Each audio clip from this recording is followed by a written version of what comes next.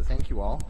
And welcome to the joint meeting of the Cotati City Council and the successor agency to the former Cotati Community Redevelopment Agency. Today's Tuesday, January 22nd, 2019. We have a slightly different format for part of our presentation tonight, and we'll go through introductions shortly, but we do have our planning commissioners here and our members of the Design Review Committee. So they will be introducing themselves once we get to that agenda item. And if we could have the council roll call, please. Councilmember Moore? Here. Councilmember Harvey? Here. Mayor Delasso? Here. Vice Mayor Skillman? Here. Councilmember Landman? Here. All right, and if you'd all join me in the Pledge of Allegiance, we can stand. I pledge allegiance to the flag of the United States of America and to the republic for which it stands, one nation, under God, indivisible, with liberty and justice for all. All right, thank you all very much. We are now on our item 4 of our agenda, which is approval of minutes and notice of waiving of reading of all resolutions and ordinances introduced and or adopted under this agenda. Move to approve. A second. Motion and a second. Any further discussion? All in favor say aye. Aye. Opposed? Abstentions? We're good. That's a 5-0 vote. Thank you. And now we're at item 5, which is announcements. Meeting orientation for new attendees and viewers. In conformance with the Brown Act and the adopted City Council rules, the meeting agenda includes items labeled as action items, where the City Council will consider the item and citizens are affected the opportunity to provide comments relevant to the item being discussed. The meeting agenda also includes a citizens' business item, which is the designated place on the agenda where citizens have the right to say whatever they wish. The City Council may or may not choose to respond to comments as the government code allows. However, if the City Council declines to respond, it should not be perceived as giving credence to or agreeing with any statements that the City Council or its members believe are incorrect, misinformed, or purposefully biased. Second item is the City of Cotati has special open office hours on Monday evenings from 5 to 7 p.m. by appointment in the Community Development Department at City Hall as part of its Cotati Open for Business program. The program provides personalized assistance and information to developers, current Cotati business owners, and those interested in starting a new business within the city. The Rohnert Park Cotati Regional Library hosts events for all ages, including art exhibits, book clubs, and children's programs. All events are free and open to the public. For more information, call the library at 584-9121 or visit www.sonomalibrary.org. The Cotati Historical Society Museum is open regularly the second Tuesday of each month from 5 to 7 p.m., Saturdays from 1 to 4 p.m., and by appointment. For more information, call 794-0305. Citizens interested in receiving City of Cotati community alerts via text or email are encouraged to sign up at nixle.com, which is NIXLE.com. The city offers a variety of recreation programs for all ages. See details on the web at cotaticity.org. The next Coffee with a Cop is at Redwood Cafe in downtown Cotati on Thursday, January 31st from 7:30 a.m. to 9 a.m. Come have a cup of coffee and a casual conversation with your Cotati police officers. I also realize I neglected, which is something that we started doing last year, introducing the council members and the city staff. So I'm going to go backwards here just for a moment. As I welcomed you earlier, my name is John Delasso. I am the mayor. And we have to my immediate left, Vice Mayor Wendy Skillman. To her left, Councilmember Mark Landman. And to my right, Councilmembers Susan Harvey and John Moore. And city staff that's with us this evening, we have our city manager, Damian Obid, the city attorney, Robin, I called you the city attorney. That sounded really stark, I'm sorry. Our city attorney, Robin Donahue, our chief of police, Michael Parrish, our city engineer and director of public works, Craig Scott, and we have our senior planner, J.P. Harries, with us this evening, and of course, everything that makes everything work here, our city clerk, Lauren Burgess. I didn't miss any staff person, did I? Looking around, I think not. Good. Commissioners, you will be coming up shortly. We are now at item number 6, which is our honorary mayor. And I'd like to reintroduce from a couple of meetings ago, Zara. Zara, I got it wrong again. How many times can I write this down? I talked to her before the meeting. Ms. Walton, would you like to come up and talk to us? I cannot embarrass myself any more than I already have, so. All right. Good evening, everyone. I'm happy to be back as honorary mayor for tonight's meeting, representing Technology High School. I've been at Tech High for the past 4 years, as I'm a senior now, and one of the most exciting things happening to our school is our migration to a new campus, which is going to happen next year. And while I won't be there to experience it, I know that current and future Tech High students will be bolstered by the improved facilities and that will be available at the new site, such as an improved workshop and classrooms. I love my school for its science and technology focus, its small environment, and its dedication to learning and our community. And I'm very excited to see its future at our new campus. So our first semester, a lot of things happened. We celebrated this year's Socktober, which was a clothing drive where each week students brought in clothing for those in need, such as socks, jackets, blankets.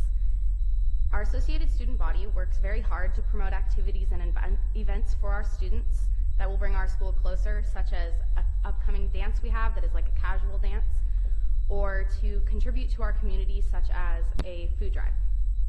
Some other things happening is we have a talent show coming up that is going to allow the community of Tech High to show off their talents. And similarly, there is a new Instagram account called Humans of Tech High, which is based off of Humans of New York. So the owners of the account will post photos of the students, and the captions talk about the students' likes, dislikes, their interests, thoughts about Tech High. So it allows our Tech High community to grow closer to our peers and classmates. So for the past 2 weeks since our last meeting, I've talked to my classmates, my friends, and my family about what they think about Cotati and anything they want to change and improve upon, because that was my homework. And it was very difficult to find anything. People were mostly kind of unhelpful because they didn't really have anything they'd want to change or improve upon in Cotati, but I did come up with a couple of things. So firstly, what was mentioned to me was the upkeep and improvement of our city parks. We have a lot of greenery in Cotati, but what was said was that some of it still needs upkeep, such as someone mentioned sand in the volleyball courts near downtown Cotati.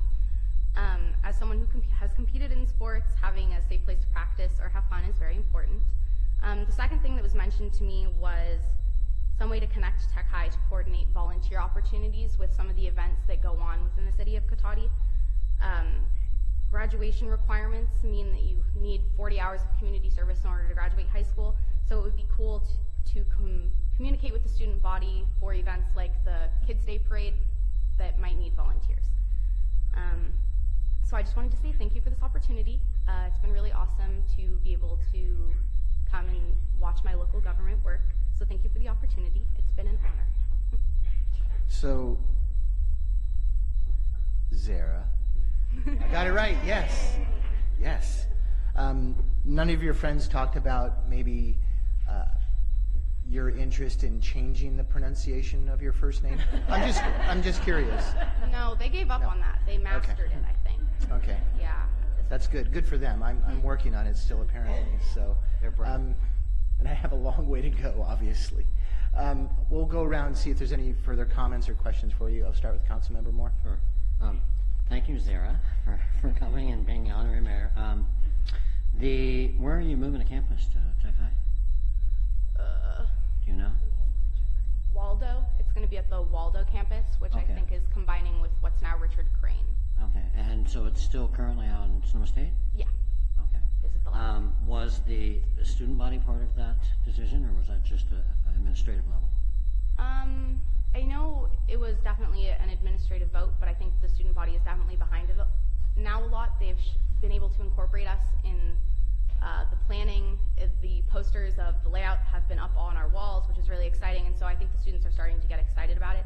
Obviously, we've been at Sonoma State for so long that it's become part of like the image of what Tech High is, but I think kids are excited moving forward to be able to be at a new space with new opportunities for the future. So, at one of our previous meetings, there was a citizen that expressed some concern about Tech High moving away from Sonoma State and that they might not have the resources, but you guys aren't necessarily in agreement with that? No, I don't think so. I mean, Sonoma State has definitely been an awesome opportunity, but we've also had to share resources with Rancho Cotati, which has been really awesome and nice of them to share. But in the sense of like PE, physical education, and certain classes, we've had to take at Rancho. So I think it's a good opportunity to sort of expand some of the things that we're currently offering at Tech High with the new campus.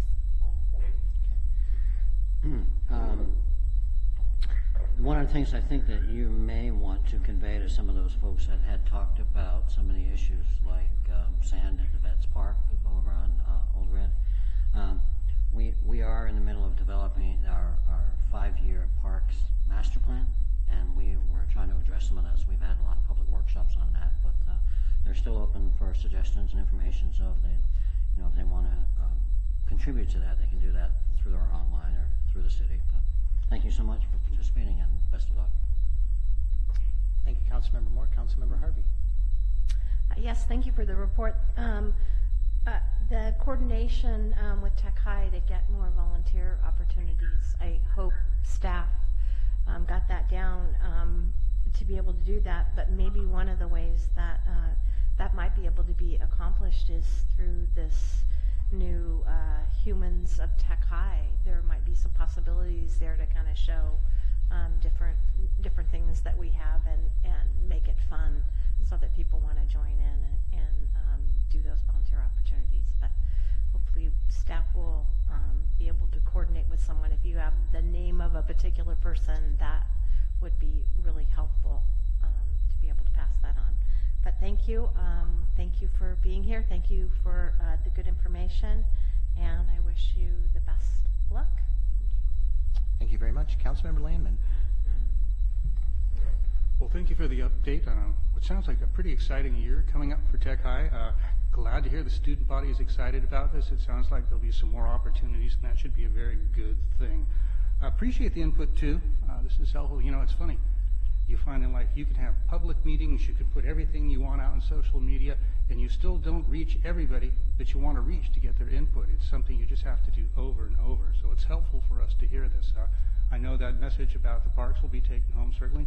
And I think we could certainly take a look and see exactly what we're doing with sand and just double check and see if it's meeting the needs. We can look into that and see if it's working out, because I would agree, nobody wants surprises when they're playing volleyball. I get that fully. So thank you very much for being here with us. You've been a wonderful honorary mayor, Zara. Thank you. Vice Mayor Skillman. I'm also going to show off the fact that I can say Zara. So thank you again for being here tonight. I know. It's too easy. Okay, so, but thank you for polling your friends and finding out what their input is. And it's actually kind of nice to hear that nobody immediately had 5 things, oh, we got to change this about the city. So that was actually really nice. And it's great to hear that there are people who are looking for volunteer opportunities. We've got Ashley Wilson, who coordinates for our rec department, and she's usually in charge of a lot of those events and always looking for folks. She rousted my son and convinced him to be the Jelly Belly character for the last Kids Day event. And I will tell you, if anybody's interested in losing 5 pounds, that is the way to go.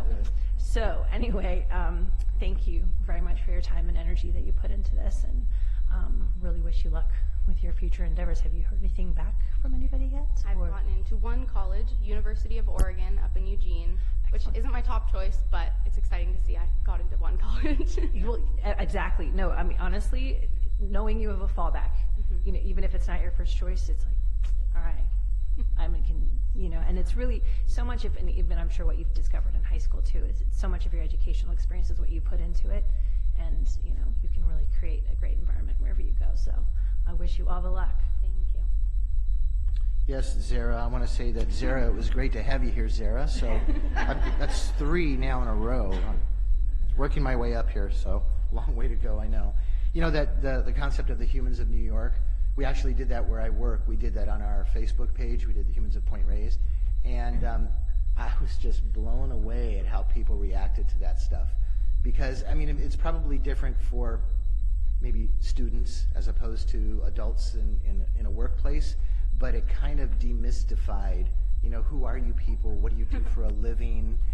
But I mean, the same thing will happen. I think you're going to find that that's a really cool way to again, kind of demystify, the persona of who these people are. So congrats on that. That'll be really fun, Zara. And yeah, no, I said it right. There was no laughter. I thought I got it wrong again. We were like holding our breath. Man, we do have a lovely certificate, and so what we do with that is we invite you up here. The 5 of us come out there. We get staff to take a photo, and we will let you go on your way after that. But do you have anybody you'd like to acknowledge in the crowd? Sure. So I've got my mom, and my mom's mom, and my dad, and my dad's mom here with me. It's a good collection. And I know Sandra's first name, and I pronounced that right, didn't I? Yeah, I did. See, okay, so there's a little hope for me. So why don't we go down and get a photo if you'd like to come up? There's always hope for you, John.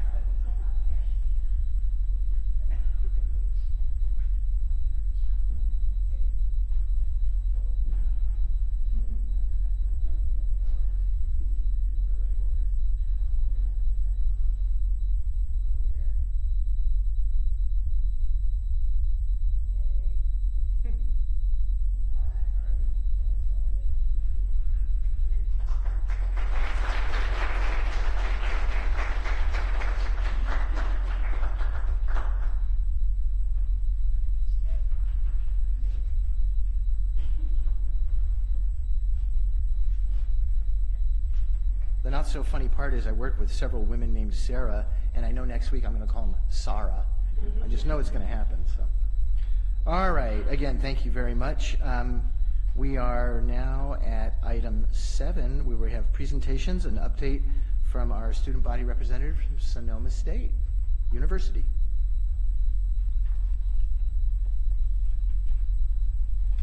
Thank you for coming back.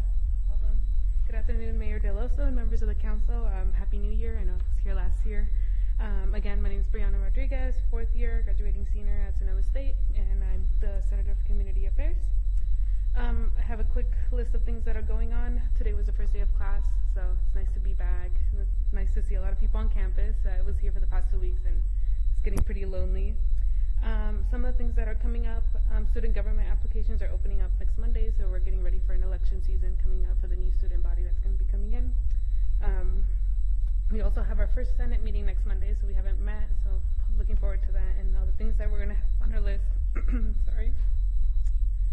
We also have Global Fest coming up on Wednesday, January 31st to the 7th, which is pretty much kind of welcoming the students back this semester, and a couple events like free bowling, spring involvement fair, just inviting students back into the culture here on campus.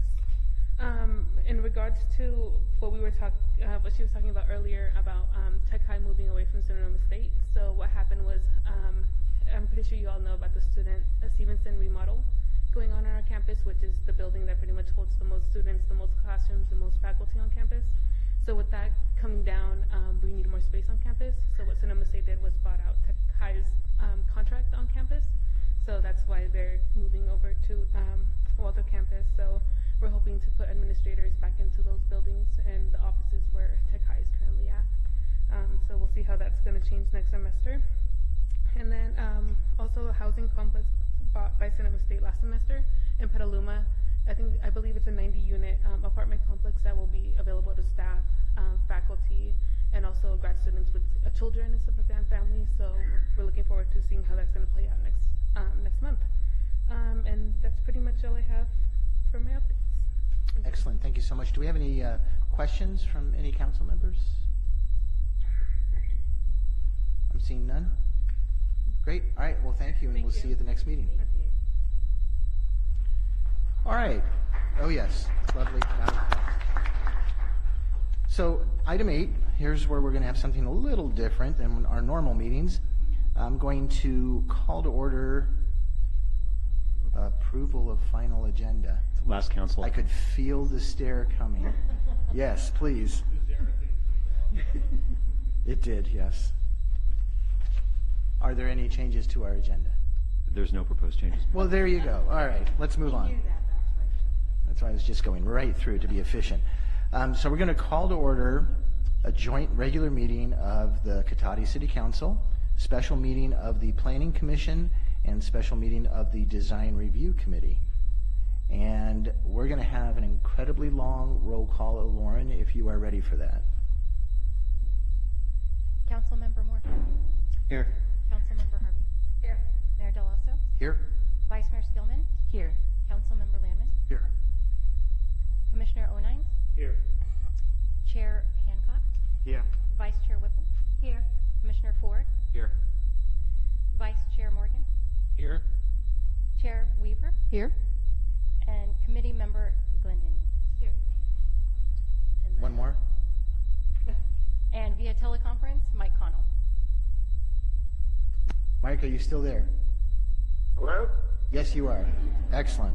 We're just doing a roll call, so I'm glad you're still there. Okay, yeah, I'm here. All right. And we have one item under matters at hand, and I think I'm going to turn that over to J.P. Harris. Thank you, Mayor, members of the council, members of the Planning Commission, and members of the Design Review Committee. My name is John Paul Harris, for the record. I'm the senior planner with the city of Cotati. And thank you all for coming together tonight. I know it's unusual, but it would seem like the most practical way to deal with the issue tonight.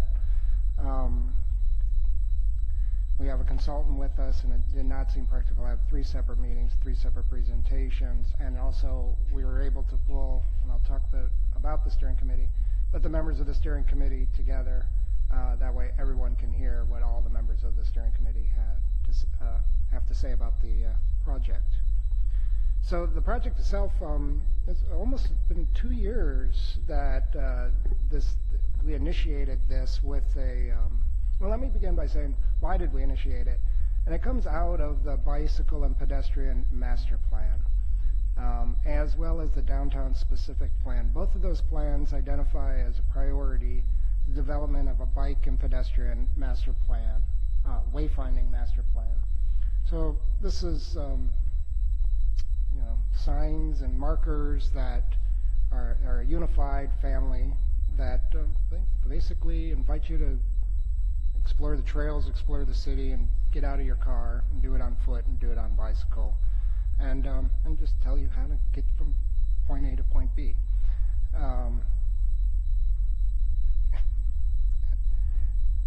So it began back in March 2017. We went to the Planning Commission, and they recommended that we pursue an allocation of grant money from the Transportation Development Act. There's a particular article of that grant which is designated for bike and pedestrian projects, and we took their recommendation to the City Council, and they authorized us to go ahead and pursue that grant. And then we did receive that grant.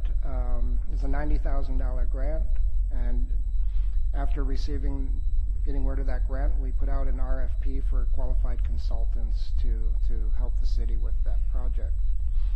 We're very pleased to select Merge, M-E-R-J-E, and Principal John Bozio is here from that firm tonight.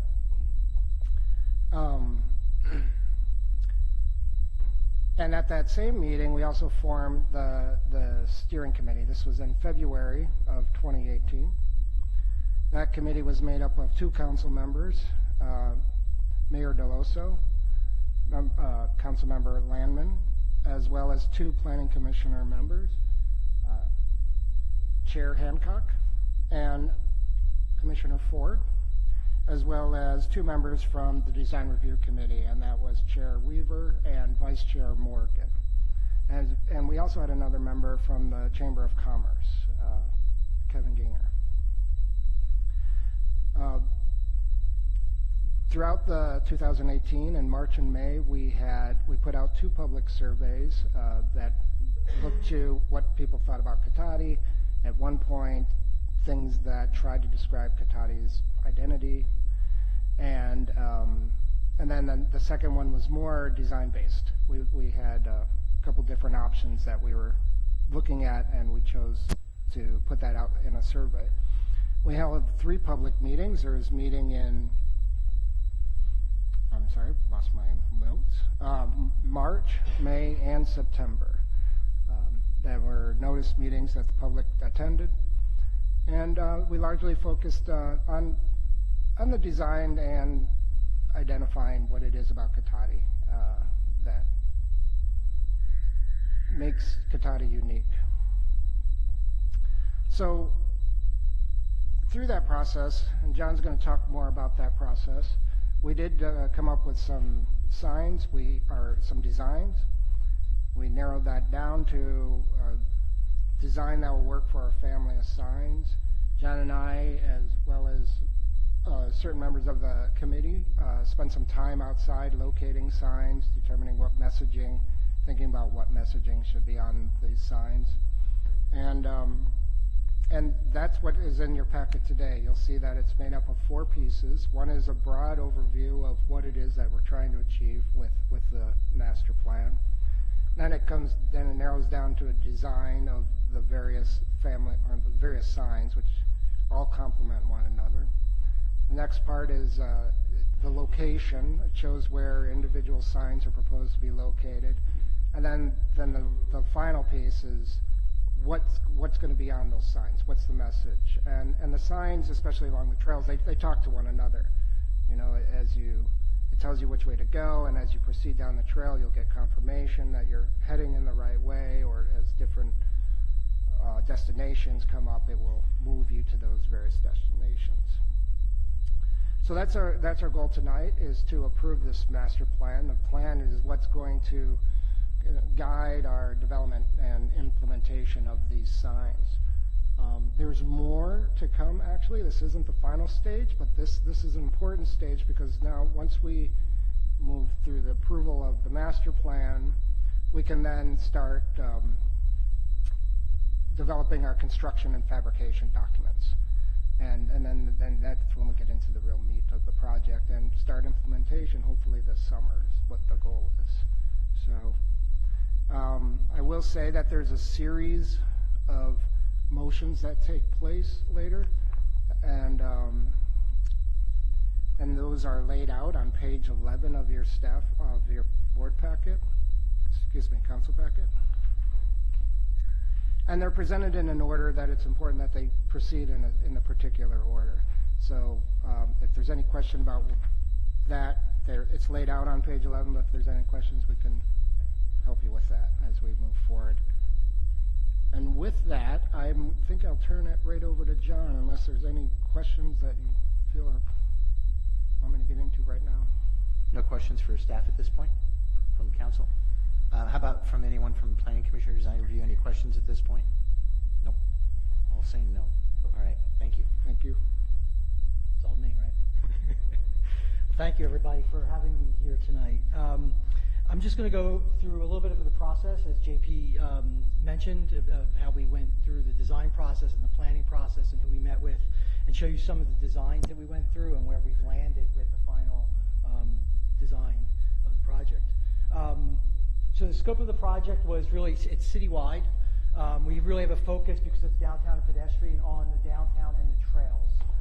It does include signage, but you'll see in our schematic designs, we also looked at a number of additional graphic elements or enhancements. Those were things that weren't really specific to the project when we started, but as we got out there, we felt like, hey, here are some ideas you might consider. We did a wayfinding analysis, which you have that, all these documents are online.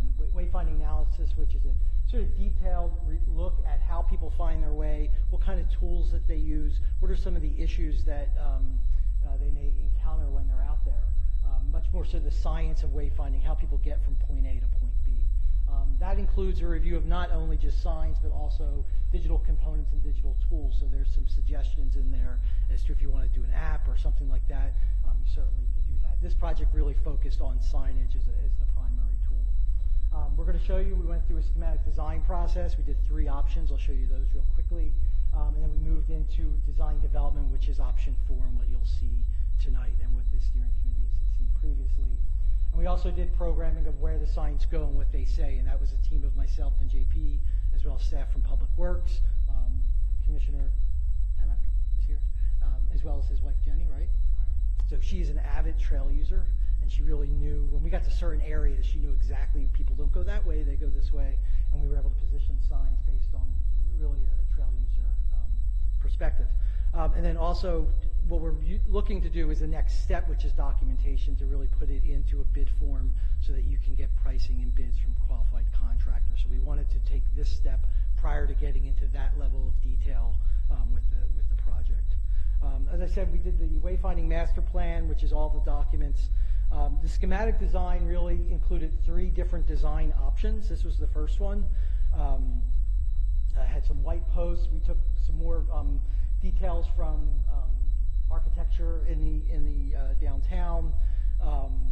Had some ideas for logos for each of the trails, as well as just in general for the pathways, and some of the different sign types. So you'll see these sign types as we go through it. You'll see parking signs, as well as an identification of parks, kiosks, bicycle signage, bollards. So you'll see how that works as a trailhead marker, as well as directional signs, kiosks on the trails as well. These are some of the ideas for logos we had, where you might have it for the smart pathway or the trail, but then we noticed there were a lot of sort of little trails, and we were going to call that Cotati pathways, and then what park you were in for some of those things. So this went through some development. This was the second option that we came up with. It was a little bit different. Had some more decorative elements on the kiosks, using wood posts instead of the white posts. Then we also did a more modern version. Nobody liked this version, by the way. There's always one nobody likes. We did look at, with the downtown, this one has, we talked about having businesses on the kiosks. So this one looked at maybe doing it individually, but we sort of moved away from that just from a sheer sort of maintenance and mechanism management standpoint. It is something you could have on the other kiosks that we have, but just in a more organized way. So this was the third option. And then we did some rendering so everybody could see what those options might look like in the field. This is downtown kiosk, how you might do bollards at the trail entry points. We realized early on in the design process that a lot of the trailheads were in residential areas. And while you want to sort of identify that trailhead access, we didn't want to put a lot of sign clutter, so we thought things like bollards might work. Having kiosks at that trail entry point to let you know what's along there. It could be an interpretive panel.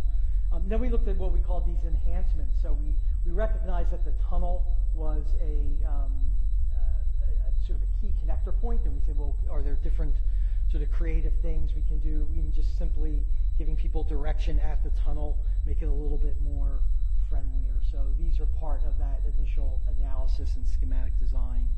Even things like crosswalks. So these were just, we were really just thinking of all kinds of things when we got into the schematic design phase of it. And even electrical boxes, how could you hide some of those a little bit more with elements like that, or turn it into a wayfinding tool? So that was a lot of the schematic design standpoint. So for design development, we were trying to get to a final design. So the basis for design, option one, those trail logos were things that people really viewed favorably. We did end up looking at the shape of that a little bit more. That color palette, but no white posts. That was one of the key things that came out of that. Option two was preferred overall design, keeping like the use of hexagons, wood, and stone. That was something that came out of a lot of the surveys that we did. And the trail bollards, no brown panels. We didn't want it to be too much like state park type signage. And then considerations, low maintenance, simplify the shapes a little bit more, single panel for the business listings, which is what you'll see on the kiosks. So this is where we've landed with that design development phase. And these signs, they also reflect, when we went out into the field, there were a lot of issues that came up that from a programming standpoint, we've adjusted the design a little bit. I think not much from the steering committee standpoint, but new sign types that might be needed. So you'll see that we've included public parking, identifying the public parking, and directional signs to that. There's some pedestrian directionals in the downtown, as well as kiosks. And this, as you can see, the initial process we went through to land on the idea of a logo for some where it's needed on some of the signs for the pathway. So we sort of did where we were, and then we simplified, and we really landed on that hexagon shape. And you'll see how those are utilized on some of the sign types. So the first sign type is this parking sign. What you'll notice as we go through a lot of this, and I think I'm going to hand out some of these materials, is that the wood post. I have two. We're recommending at the moment this African mahogany as the wood post. I also have a red cedar here, but this is what we feel is appropriate. You'll notice with the wood post at the bottom, this is from a maintenance standpoint, we have sort of a steel plate at the bottom to protect it from when it transitions into the ground. And you also will see here the color palette, the actual paint sample color palettes. So the material is really, again, we're trying to create a system that's very consistent, not only with its look, but in its materials and its feel. Here's a pedestrian sign and the kiosks. So the kiosks, we're still, we'll finalize exactly what information will go on there, but these are kiosks in the downtown. We have basically three sides. One side would be an orientation map, sort of farther out. Other sides can have event information where you can change it, community information, and then a downtown business map. So this is much more of a detail of businesses and that listing there. At the bottom you see this metalwork, so I have an example of the exact pattern, but it gives you sort of a general feel of the material that's being used for that, and then it'll have the inlay with the different colors. So that's the metal portion of that. Banners were another thing that we proposed within that design. Again, trying to get all the different tools to be consistent in their color, whether it's a banner or a parking sign. And then we move into the trail signage. So the bollard element, which again will be the wood element, identifying the marker, more of the metal work, which is the pattern with the hexagon, and then marking sometimes the trail, sometimes it's marking the park that you're going into, and some other trailhead markers. So with the trailheads, one of the things we want to do is we noticed in some locations where you have to even go between people's houses sometime to get back to the trail, and there's a clutter of all kind of regulatory signs. So we like to combine that into a single panel and give you some real basic listings of what you are allowed to do, but combine that into a coordinated system rather than having a bunch of sign clutter out there. We had some unique mounting methods when we got out there, out by the train, just directing people to the trail and having a fence mount. The main signs on the trail itself will be totems, directional totems. They'll be wood. The panels are what we call it's a direct embed process, which is printed right to aluminum, and this is that material. This is full size. We actually did a couple different sizes. Playing with that a little bit. And then you see at the top the identity. You also see the S. One of the things that we realized during our site check was that when you're on the trail, just letting people know that you're going either north or south was a big piece of it. And then we also always use, similar to a highway sign, where you always sort of have a far sort of destination. That's what we did. So wherever you are on the trail, you know what direction you're going by that tail, that head destination that's up there. We have tried to incorporate pictograms as well. So when we mention a park, we'll have a pictogram if it has picnic area or even a restroom or that sort of thing. So that helps us get a little bit more information on the signs as well. I'll pass this around too, because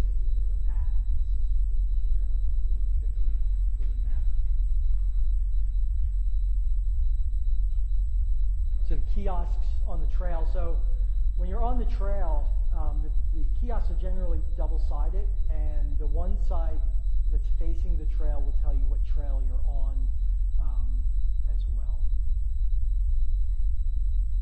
And then we move into some bicycle signage.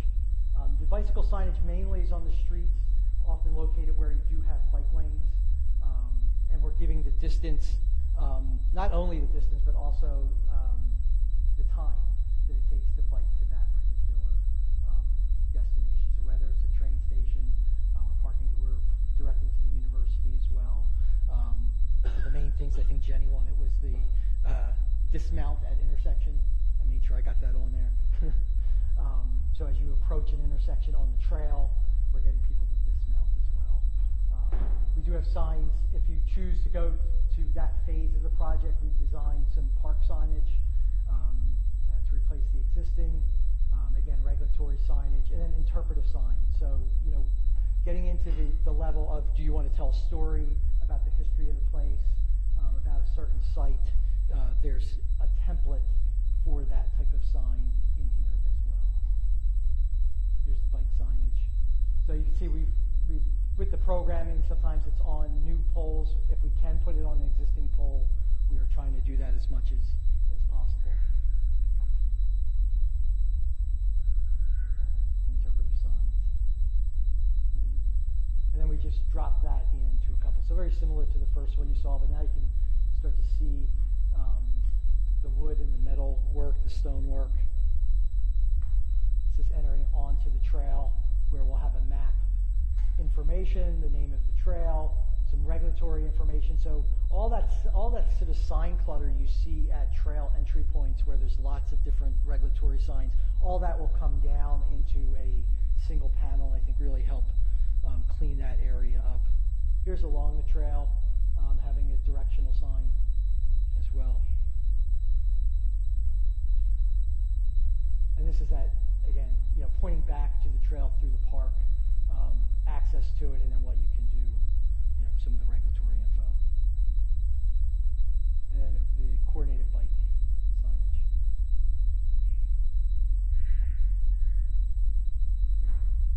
So that's the design. Just real quick on the programming. Like I said, we went out as a team and looked at all the locations. We took pictures of each location, and we've submitted that for final review. But we really got into some detail at that level of the project. So our next steps, one with the design, obviously we're looking for a final design approval, and we'll take any questions in a moment, so that we can move to bid documents. We'll have some conversation, probably with staff as to what, and with this group, as to what the kiosks want, the components of that, what kind of information we may have at different locations. The programming, the design location plans, that's just finalizing that.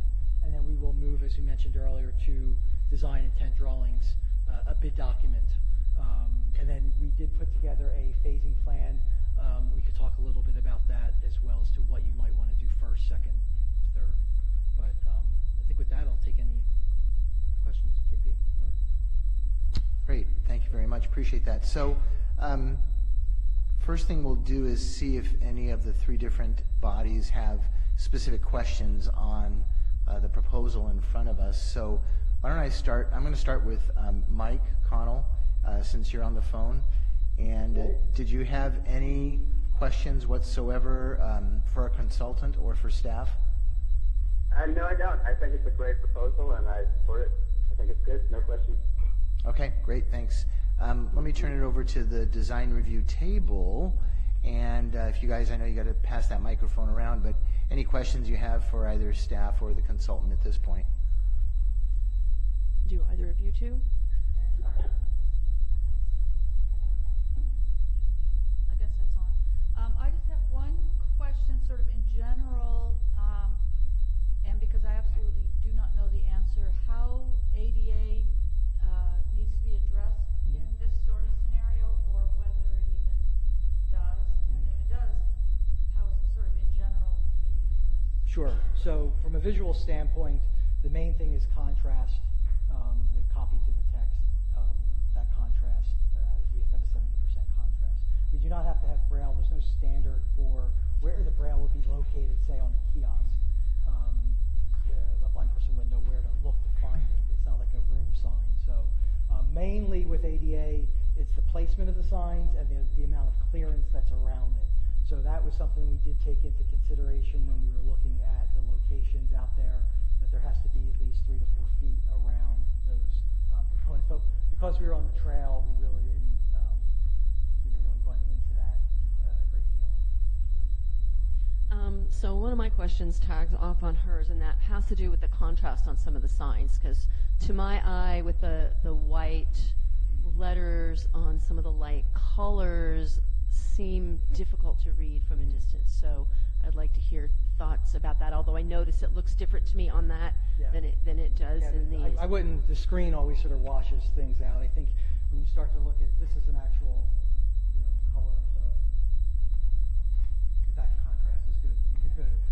And then I have another question that's just kind of buried in here that we haven't talked about yet, that in one of the recommendations in public transportation, that there's something about working with SMART to create a memorable crossing, and I have no idea what that means. I think you're talking about probably there. referring to the crosswalk IDs, the crosswalk. Oh, the crosswalk. The crosswalk, Okay, yeah. got it. All right, great, thank you, appreciate that. And any of the planning commissioners have any questions, feel free to take it in any order. Yeah, I had a couple. First, remind me what the expected lifespan is for this direct embed process? The direct embed, you should get 7 to 10 years out of that. I think with the paint, same thing. Sometimes with the paint, depending which way it's facing, but you get a 7-year warranty. Okay. I think with the paint. That doesn't mean that's how long it'll last. That's just Sure. a warranty you get. You can get 10 to 15 years. Okay. Out of the actual lifespan. And the second was on the trail markers. You have distances and estimated times on bike signage, but not on the trail markers. And I wondered if there was a reason for not including distances on. Yeah, it was really the side, as you can see, this we're really limited on. We were trying to keep the trail markers sort of Side of the bollard. just as a side bollard and not get into the too big in the environment. I mean, we can look at adding that, but I think it's just going to make things a little bit bigger. We are going to have the maps at many of the trailheads. So when you come onto the trail, there will be a map, and that map generally has a 5 to 10 minute walk circle on it. So when you come on, you can get that information at that point. Mm-hmm. Or maybe it's something we can include at the kiosks. Yeah. Okay. Thanks. My question is about I guess they're roofs on the signs or the kiosks. Are those just for design purposes, or do those serve a purpose other than that, like weather or birds? Both. Both. 'Cause I mean, they're also a design. I think we had shown other design options with the kiosks in some of the previous ones where there were versions without a roof. Mhm. The one with the roof was favorable. ended up.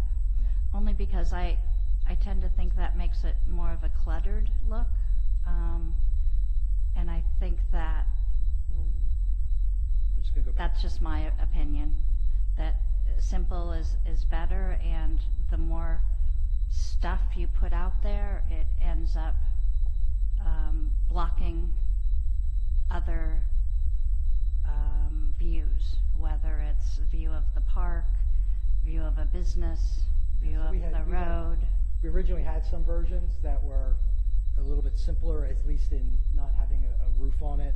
And then this was the one that design option 2, which ended up being the sort of basis for design, was the one that actually had it. So that- And how was that determined again? Through surveys? yeah, through the steering committee, through public meetings in the surveys, and then online. Okay. It was just sort of it wasn't really a vote, it was just. Well, if we get to vote here, I would suggest that that's kind of an unnecessary added feature. And then my other personal opinion is about the banners. banners on the street poles, I think they serve a purpose if there's a specific event or a specific season, like the holiday season. But I would hate to see, it seems Well, let's at this clutter. point, let's just try to stick to questions. Okay. And then we'll get public input, and then we'll come back, then we'll come back and get into a little bit more detail like that, Suzanne. So one other question is about the choice of using wood. Does it tend to be something that people carve into to Well, deface? Yeah, that particular, I mean, with any kind of wood, you might have that, but that particular wood, I'm not sure where that. Yeah, I saw the wood. It's more denser woods. You could go to like a black locust, which is even denser than this. So that would just be another option. That ends up just being a little bit harder for actually even the guys that are building it to cut and work with. So this is just a little bit less than that. Okay, thank you. That's all my questions. Yes, thank you. And some very good packages here. One of the questions when I was reviewing it, and I know I was involved in quite a bit of it here, was just did we identify restrooms as a possible area that needed signposting? And it was just I remember a story for me that was in a strange town and having restrooms there. But did we identify? Yeah, if we need to add that back to the message schedule, we can. I mean, I think if they were in the parks, yeah. Right. Yeah. Yep. So we can add that back in. Okay, thank you. No. Okay, so no further questions then from planning? Okay, great. How about council? Do we have any questions for staff? I'll start at this end. I'll start with Councilmember Landman. And I just popped something crunchy in my mouth. I know, Perfect timing. bad timing, I'm sorry. One quick and easy question. So I noticed the bulk of the work, as you mentioned, is scheduled to come forward as early starting next summer.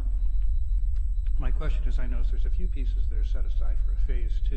And I wonder if you could remind me and share with the public what the timeline for that might be? Estimated timeline for completion of some of the bigger items that are listed as phase 2? Within 1-2 years, something like that? Following summer, I'm guessing? Yeah, so we, the first phase would be done with the allowable budget. We had budgeted about $100,000 in total, including some follow-on design costs and then the actual production. So, so what would remain would be something we discuss in the upcoming budget for next year, most likely. I wouldn't imagine it would take more than 2 budget cycles, the current cycle plus 1 more. That's what I expected, but it's good to hear. Thank you very much. Vice Mayor Skillman, do you have any questions for staff or the consultant? No, okay. Councilmember Harvey. Well, I too wanted to know what a memorable crosswalk was, so thank you. Like, what is that? So you talked about the hardness of that wood. Why wood versus metal? Can you discuss that a little bit? As we went through the design process with the groups, I think with the metal, it just didn't give that enough of a natural feel that we were looking for in the design. You're going to have maintenance with the metal as well. So I think it was really the design. Yeah, a lot of our street lights, the paint has not held up very well on them, and they're metal too. So I just wasn't sure what. Also, sometimes when you're doing projects like this, the cost of this is a lot less than having to go out and replace a post that's painted, right? So you have a lower cost if something does get damaged for you to go back and replace it. So sort of a cost of ownership over a long period of time is less. Okay, thank you. Councilmember Moore, any questions? I do. I have several questions. While we're on the topic of wood, you're looking at the African mahogany, and that's a sustainable wood? Or do we even consider that? Yeah, I don't have the background technical information on that. Okay. That I think would be important to know on that. I chose the woods not only on color and finish, but also in talking to fabricators as to what the best wood would be from a maintenance standpoint, because that was a key element. So I did have sort of a deep conversation with them. So they recommended both for us to choose from the African mahogany and like a really basic sort of red cedar. Again, from a maintenance standpoint, we felt like that was a reasonable choice. Regarding the color palette, if you look at those, it's the earth tones, and those are going to be the most well received as far as visually for people from a distance and things like that. Well, again, it was the contrast that we always want to get, but then we also wanted to pick colors, and this is something we went through with the groups that sort of reflected Cotati and the architecture and the environment that's out there. So we wanted to sit, and I think you can see that when you look at it in the photos that especially when we're talking about the signs that are in downtown and then along the trail, that there's enough of a distinction to it, but it also sits in the environment. We don't want to be too loud in that environment. So from an ADA standpoint, yes, it's contrast, but from a design standpoint, it's got to sit back enough as well as read. The only concern I would have on something like that, and I like the softer muted tones on that, but with the exposure to the elements, that's just going to get more muted and more faded as time goes on. So maybe that's something to consider down the road. Yeah, what you typically find is the darker the color that you use, the more that will disappear into the background. So then you won't even get that awareness that there's information coming. So we want to make sure that you at least know it's out there. Okay. In the initial subcommittee work and some of the information that's come out there, none of these components allow for any electronic applications, do they? No. We did have, in our wayfinding analysis, we did do a little bit of a sort of spectrum of what you could do with the community board. Saw some of that. And we said, you could leave it exactly the way it is. You could do an upgrade to it where it matches this design, or you could go digital. That has cost implications. It has policy implications. But that was part of the wayfinding master plan. But it didn't make it into the final plan. Okay. And then when you talked about maps of the trailheads, if you're going to have the posts, the totem posts, the maps are going to be oversized? Right, so it's not showing a map on it, but that square would be the map of the trail. So there would only be a few of those? There are 7 of those, I believe, programmed at various trailheads. So when we went out and we looked at each trailhead, as a group, we sort of decided, was it a major trailhead that needed something like this, or was it sort of just an access point where maybe it wasn't needed? So those are 7 locations, I believe. Okay. And at this point, that's kind of conceptual, or do you anticipate that the height would be that tall? It's about that size. I have to go back and see exactly what overall. So that's 15, 20 feet? Probably about 12 to 15. 12 to 15 feet. Yeah. Well, that wouldn't stand out too much there. Hmm? I said that wouldn't stand out too much at that location.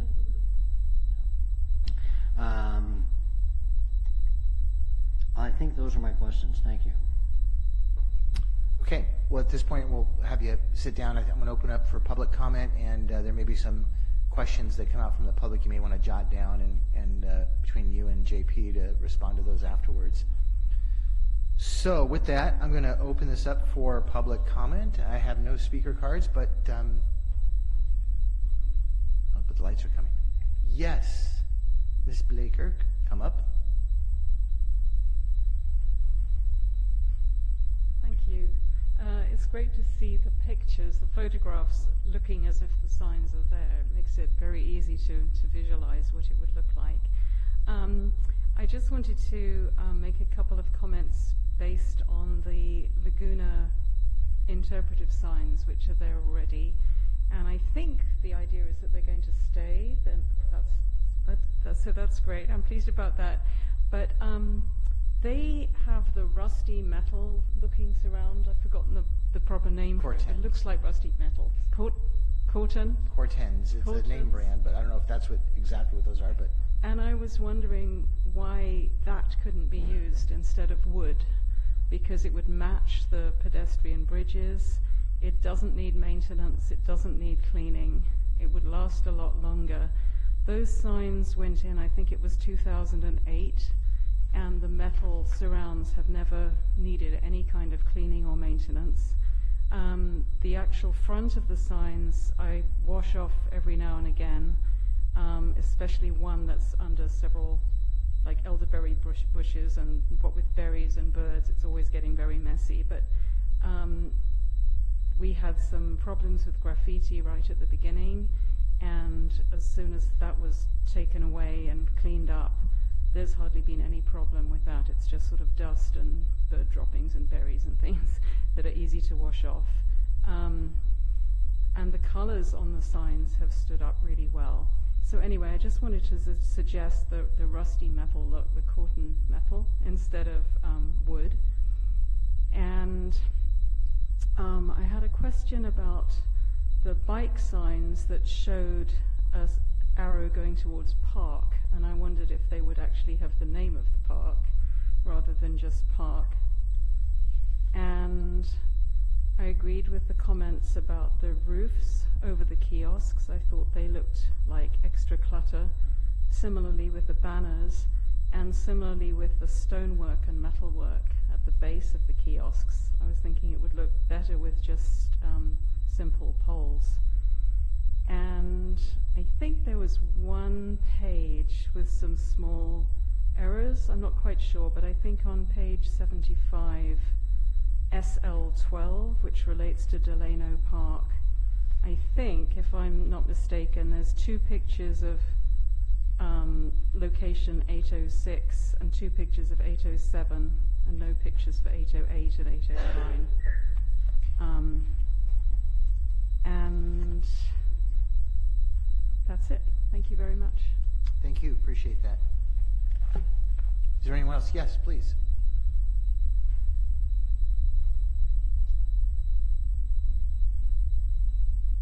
I just had a question pertaining to weather conditions. I don't know the exact material, but is rain or something, or should rain be considered in terms of whether or not it'll stick to the actual sign itself? Like, will it come off, especially with the signs that are going to be here?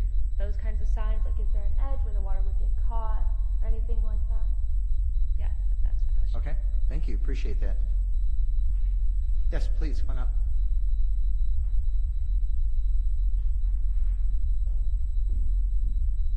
Good evening. I have both a comment and a question. So my comment is that as a youth or a young adult, I do enjoy the look of the roofing, and I also think that possibly you should look into adding solar paneling, so that way there can be a call box of something of that nature in case of an emergency.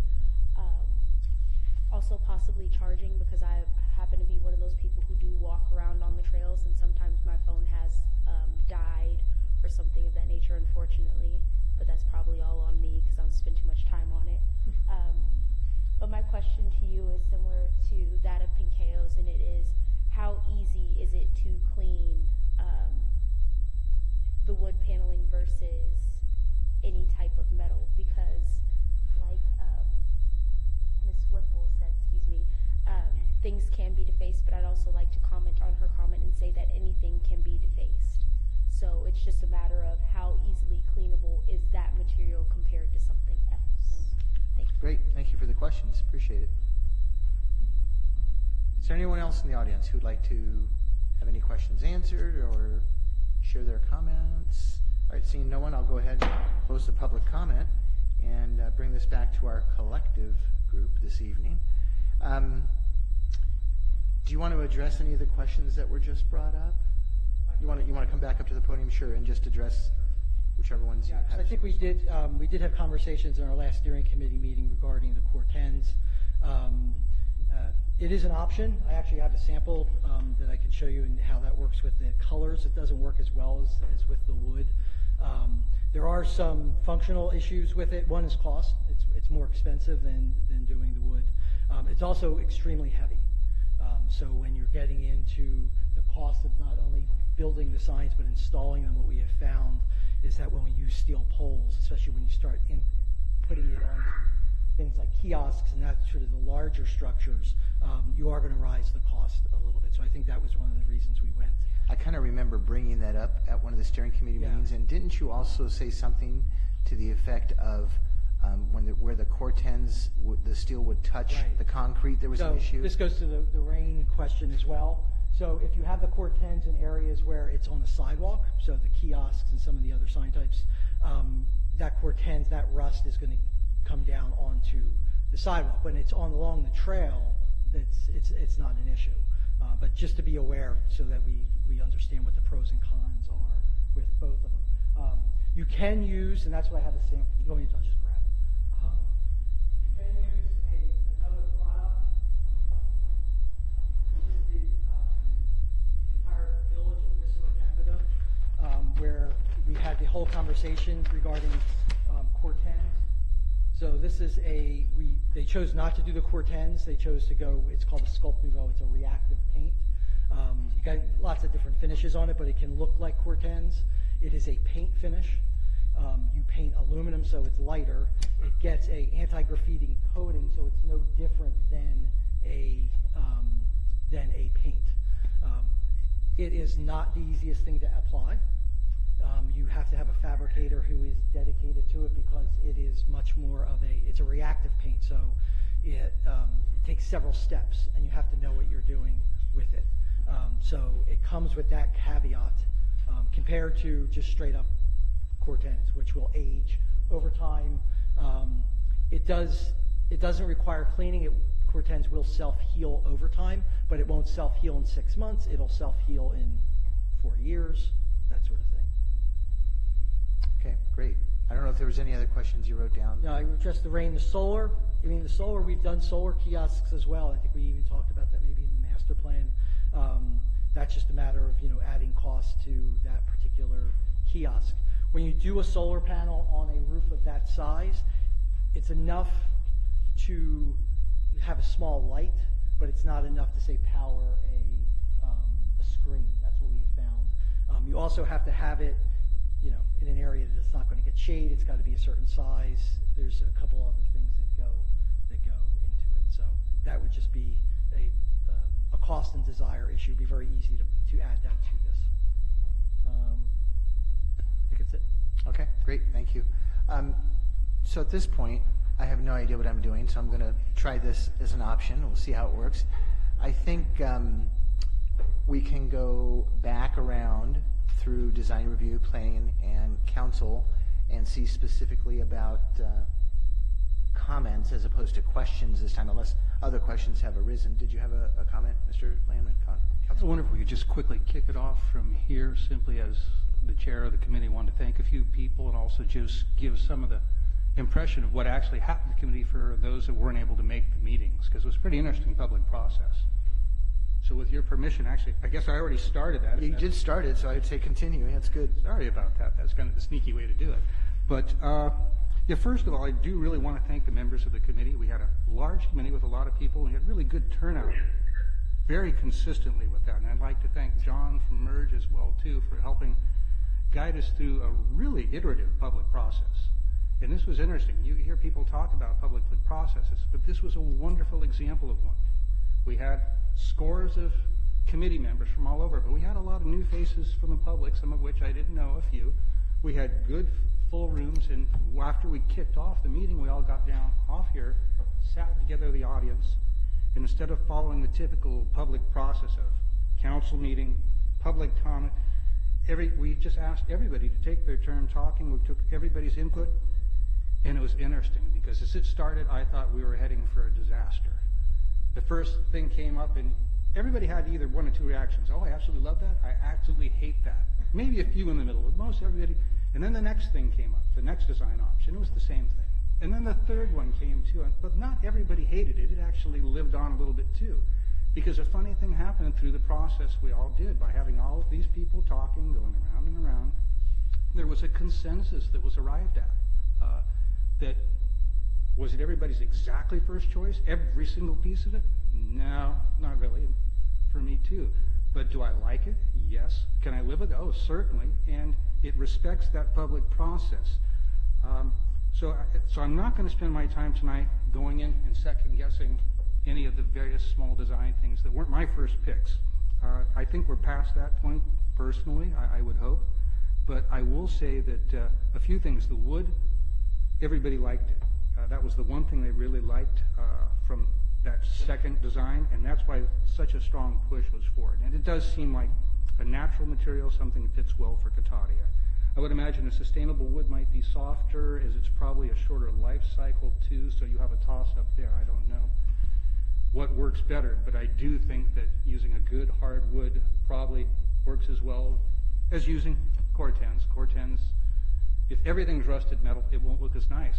The bridge and some of those nice signs look nice because they're a change of pace compared to everything around them, perhaps.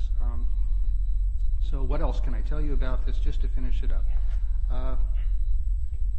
I think that wraps it up, other than it was an exciting process for me, and I think it's a good example of getting things done in the community. You know, nobody knew where we'd wind up at the beginning, but I can say with this, as this goes out to the public, a lot of people were here that don't normally get to come to the meetings. They got their input, and the finished result really has a little something, I think, from everybody that was there. So I wanted to just kick off the discussion with putting that, so you know what we've been through, how we got to this point, and all the people involved in getting us to this point. So thank you, Mr. Mayor. Yeah, no, you're welcome. Thank you for that.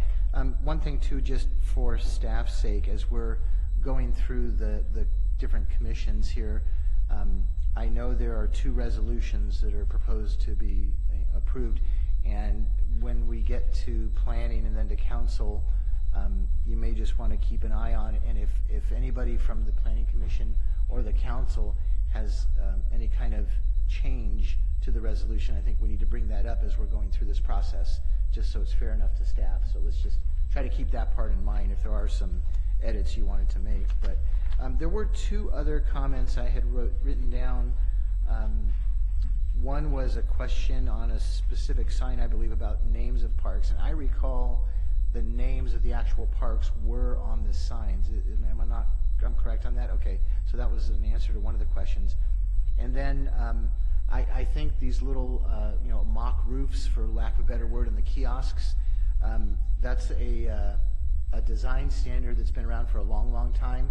It can sometimes, depending on where the sun is, it can give enough of an angle of shade when you're trying to read these. Some signage can be really hard to read when it's out in daylight and the sun is hitting it. It's a design issue. Of course, if the sun is behind you when you're reading this, then the entire sign will be lit up and it doesn't serve as much of a purpose. But it is a great resting spot for birds, so they can then drop their berries, and okay, we know how that goes. So with that, I'm going to go back to Mike Connell, who's on the phone. Mike, did you have any specific questions? I think you stated the first time around you were pleased with what you saw, but after hearing any of these questions, do you have anything further you would want to add from your perspective? No, I don't. Thanks for asking. All right, excellent. Thank you. And I'll turn it over to the other members of Design Review with the same questions. Were comments, not just questions, right? Comments, yes, I'm sorry. Either of my colleagues here? Okay, I have a couple that are extremely micro. I mean, overall, I love the whole thing, and I really enjoyed the whole public process as well. And so these micro comments are probably going to come out more in the implementation phase and aren't so much about the major design. That as a cyclist, I have to say that when I turn to the bicycle section, page 36, about creative bicycle racks. None of the bicycle racks depicted in this are anything that actually work to secure your bicycle to. So forget creative. We need bike parking that actually works, that your bike can be secured to. If it's nice looking, that's nice. But my experience is a majority of bike racks anywhere that I ever try to lock a bike to are not functional, and I end up locking my bike to street signs and poles and things that I shouldn't be locking my bike to. But we want to think about function, not just looks, when we get to the bike parking. So that was the first one. One had to do with the digital possibilities, which I understand we probably may not anywhere get into, but QR codes are mentioned, which my understanding is those are kind of on their way out of fashion. So if we're going to do something digital, that might not be doable. And then We can certainly test that, but I've heard that as well about the QR codes. I think if we look at anybody under 25, if we say, do you know what a QR code is, and they look puzzled, then I think it's outdated. I'm not going to go there. You're not going to go there? Okay. And then I have one of the business kiosk signs that I kind of would like it to be moved a block, and I have to divulge, of course, the fact that it's in front of a building I co-own. But again, that's a micro thing that can be, it's just talking about where the directory sign is at the south end of Old Redwood Highway should be at the farthest south block, not one block up, if we're trying to include that block as the shopping district. Yeah, let's maybe actually putting an X on a map just would be helpful, probably. Yeah, that'd be great. Okay, so that's it from design review. Great, thank you. And when we get to that point, when we're all done with our additional comments, we will need a motion recommending that the Planning Commission adopt a resolution, recommending the City Council adopt a resolution. You know, it's going to be this chain, just so you know. All right. No, let's wait for all the comments to come in, I think, then we'll come back around. So Planning Commissioners, we've got 4 of you here this evening. Any comments? There's a few still out there design things that aren't solidified in the plan. I think, for instance, there's 4 cutout patterns for this aluminum in the final version.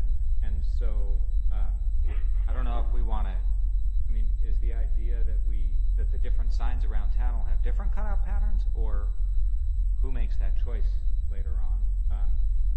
I believe I advocated in one of our steering committee meetings for the center alternate pattern at the top. I still find that most attractive, and think that the colored insets in the one that's in the main drawings would get dingy over time and not look so hot. So I'm just curious whether it seems like there are a few things like that that might not be settled in the final plan, and I'm just curious how that. Yeah, why don't we have John come up and actually address that while we have that? We can make that decision to use a single pattern throughout, or the way it was designed and what we talked about before was that you had those 3 patterns, and that maybe the organic one was the one that appeared on the trails, and that the hexagon versions could be on the downtown. That is that's just a decision you can make to do one or all 3. So let me ask staff a question before we move away from that, Ben.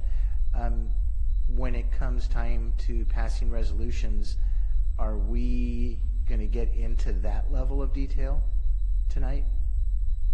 Or is there some flexibility with design selection after the resolutions I don't think got into that level of detail. So actually I'll let you think about that too if you want to think about it for a minute. Let's let them think about it.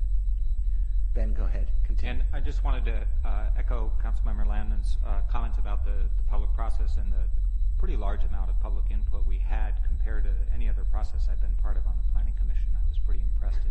And I think that the final design that Merge put together does reflect the public input we had quite well. Thanks. I don't have any more comments. I think I made my comments at the wrong moment, but I already okay. said them. You did say them. Thank you for that. I want to clarify with you, Mr. Mayor. It appears to me that if we pass these resolutions tonight, this is not a closed item. We can still, or there will still be room for input. There'll still be room for maybe fine tuning. It looks like we're not all totally in agreement with. Right, and that's kind of the question I was putting over to staff too. So, have you had enough time to kind of converse on that? Thank you. Yeah, so I think that's correct. I mean, this is a master plan we're talking about tonight, and so when we get to the construction drawing piece of it, that's another discussion we could have on some of those details. You know, Okay. If the bodies felt really strongly that there was a certain option that they absolutely never want to see, then I guess that's something we can have, as part of the motion tonight. Tonight would be a night to make that suggestion if there's something really horrific, but there isn't. Yeah. I don't think. I hope there isn't. Yeah. Can I follow up on that? Yes, please. So, no, I probably wouldn't change anything in the master plan, but I guess projects like this often don't come, I think, before these bodies. And so that's my question. I certainly hope every bollard isn't going to come to planning commission. And so,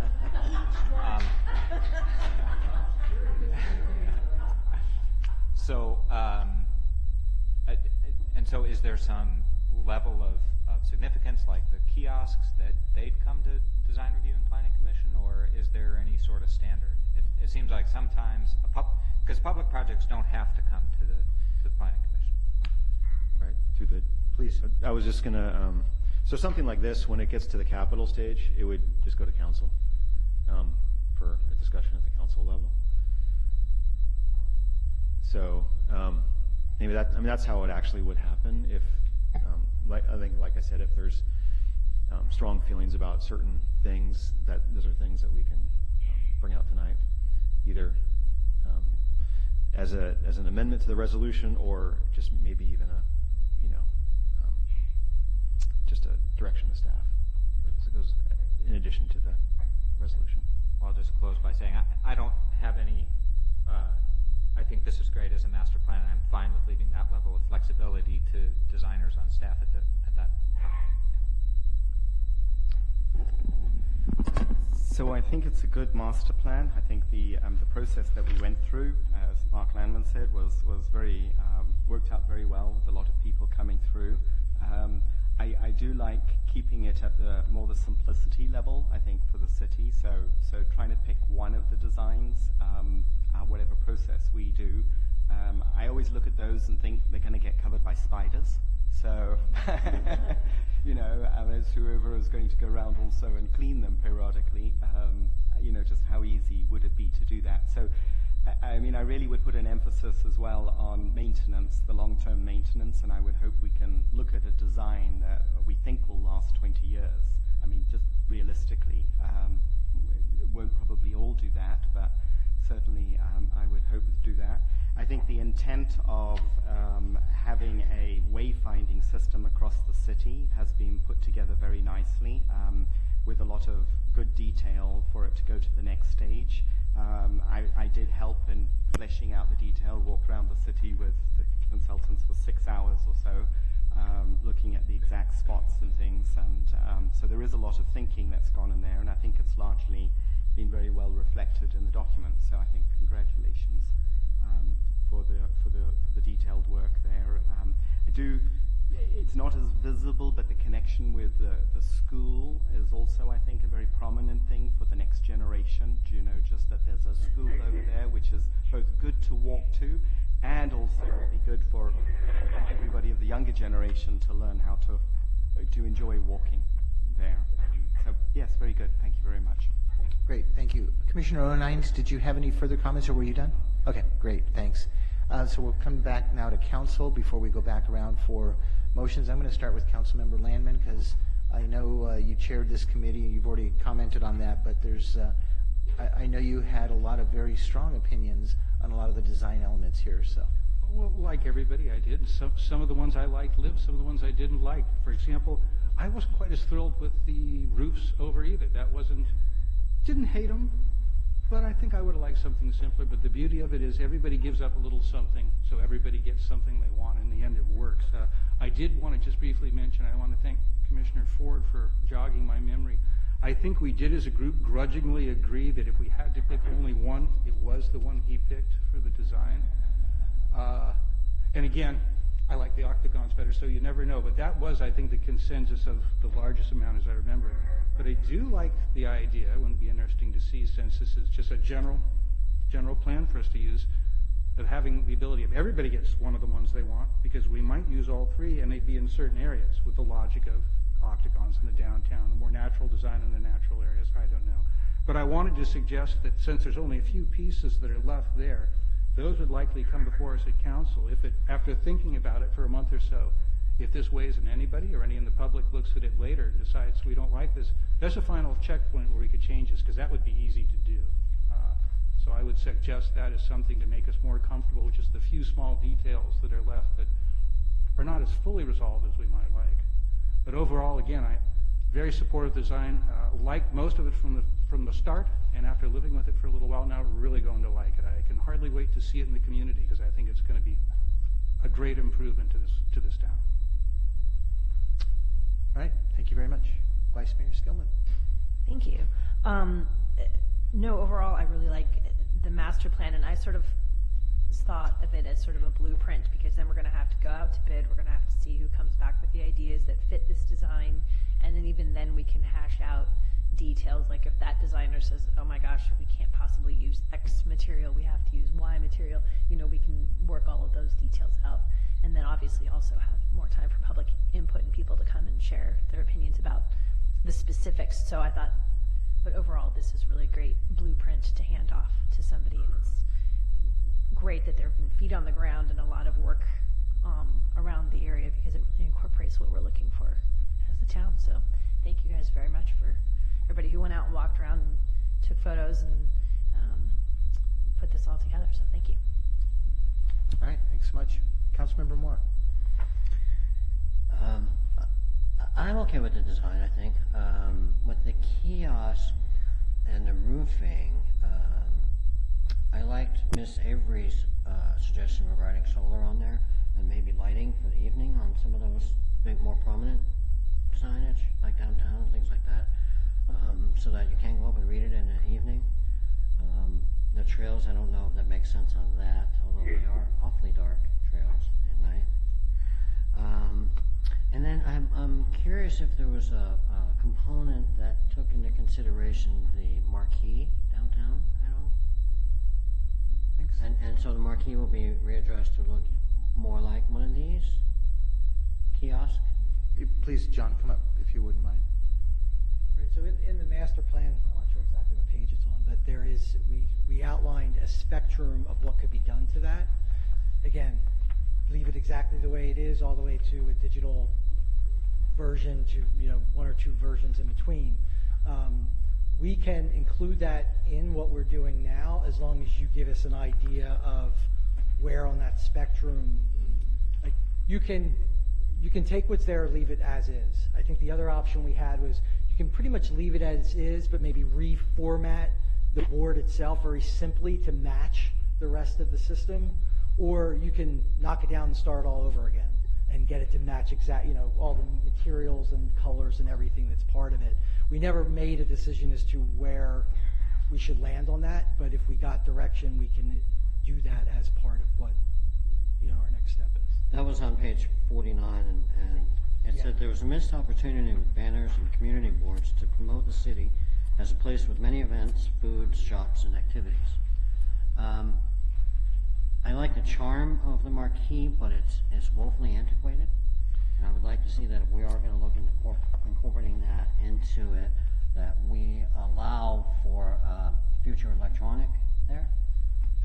And that's what the plan leaves the option for you guys, however you would want to do it. If you look on packet page 46, that's the specific options that we looked at with that, and I think we knew that this one would be kind of a really sensitive issue that we would need to flesh out much more than we wanted to do in this master plan. So we identified a range of treatments that we could do with that sign, and I guess we decided we'll approach it at a different time. There's also you would also want to identify your threshold of what you want to spend to do it, because if you start adding a digital screen to that by itself is $50,000. So you have to make sure that you sort of set that budget first before you send us on a path, I guess, for that.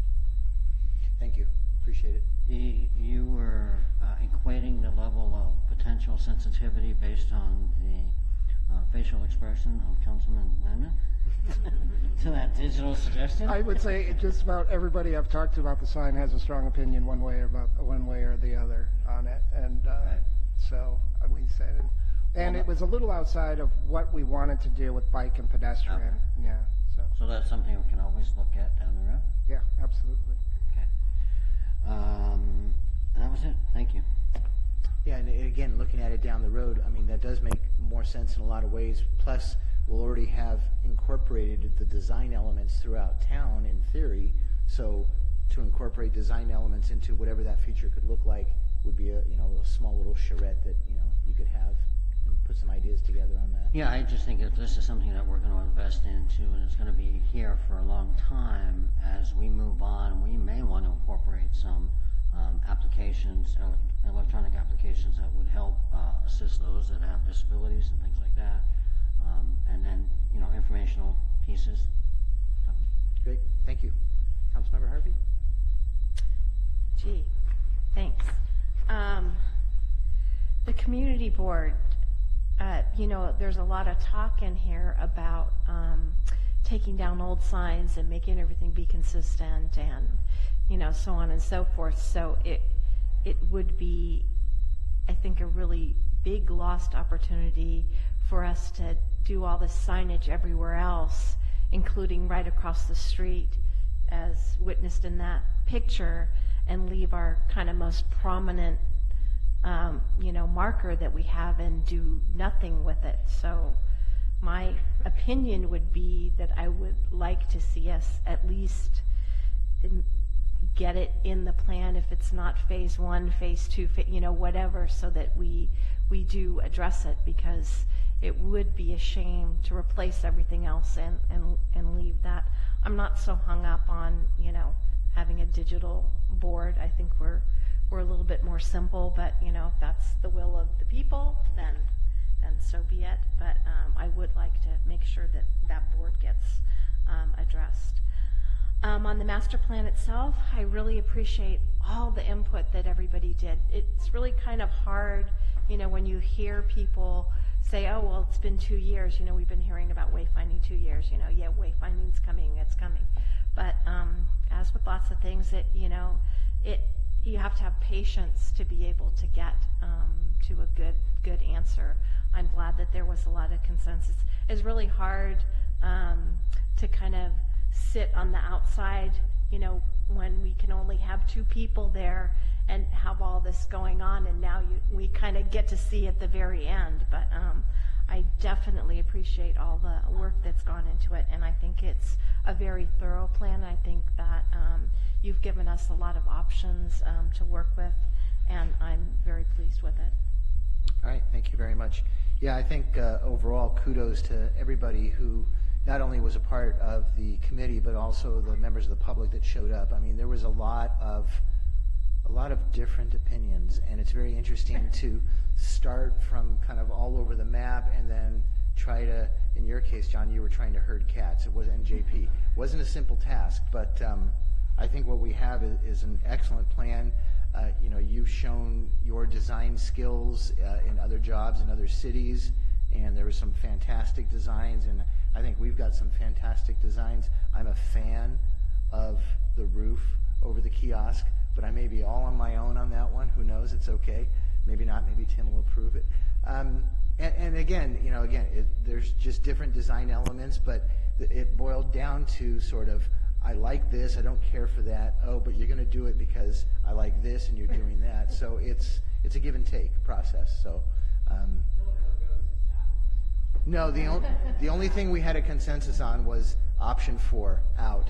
That was easy. Nobody seemed to care for that one. I hope nobody cared for that one. So. It was 3? Yeah, whatever. It was one of those numbers. Yeah, it was a long time ago. I'm never going to live that one down. It's clear. So, all right. So with that, I don't have any additional comments. I mean, again, I just want to appreciate everybody who was involved and the process that was undertaken here. So we have 3 types of motions we need to make, and if design review is ready to make. Yeah. Now, let me ask, oh, good, you have your hand. I was going to ask you a question. Do we need a member of design review to make a motion, another one to second, and then a roll call vote from design review? We do. I just wanted to give the friendly reminder for the benefit of the public. We have an official on the phone, so all votes on this item should be by roll call. But yes, the normal motion and second would apply to each group. To each of the groups. Great. So we'll start with design review. Right. I would entertain a motion to recommend the Planning Commission adopt a resolution recommending that the City Council adopt a resolution to approve and adopt the bicycle and pedestrian wayfinding master plan. Wait, I want to, you're making a motion, you're not adopting? I would entertain a motion. Yeah, I'm sorry. I will make that motion.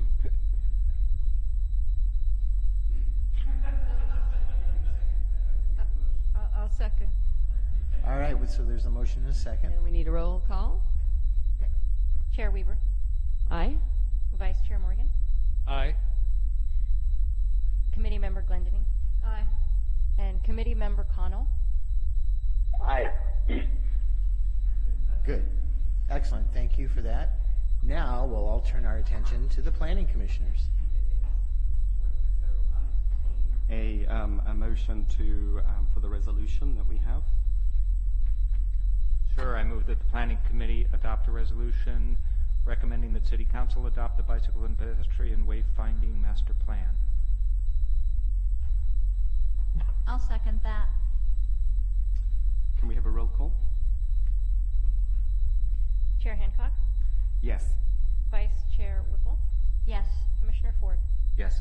Commissioner O'Nines, Yes. Okay, we're moving right along. Now it's back to the city council. We've been given all this great direction. So I move we adopt a resolution approving and adopting the bicycle and pedestrian wayfinding master plan and dissolving the wayfinding steering committee. Second. We have a motion and a second. Is there any further discussion on this item? I'm going to say no, but I'm going to still look at everybody and just make sure. No further discussion? Okay, roll call vote, please. Councilmember Moore, Yes. Councilmember Harvey, Yes. Mayor Deloso, Yes. Vice Mayor Skillman, Yes. Councilmember Landman. Yes. 5, 9, 10, 11, 12. That was 13-0, that vote. That's pretty fantastic. Wow. Thank you all. Appreciate it very much. Mike, thank you very much for being on the phone and participating. John, thank you very much for your design. Yeah, you are, John, Mike, you are free to go at this point as well, so. Thank you very much. All right.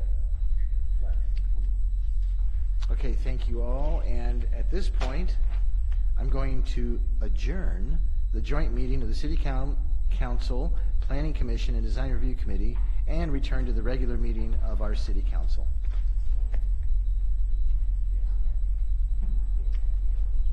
Oh, I have a request for a 5 to 7 minute break. So we will take a break and re-adjourn in 7 minutes.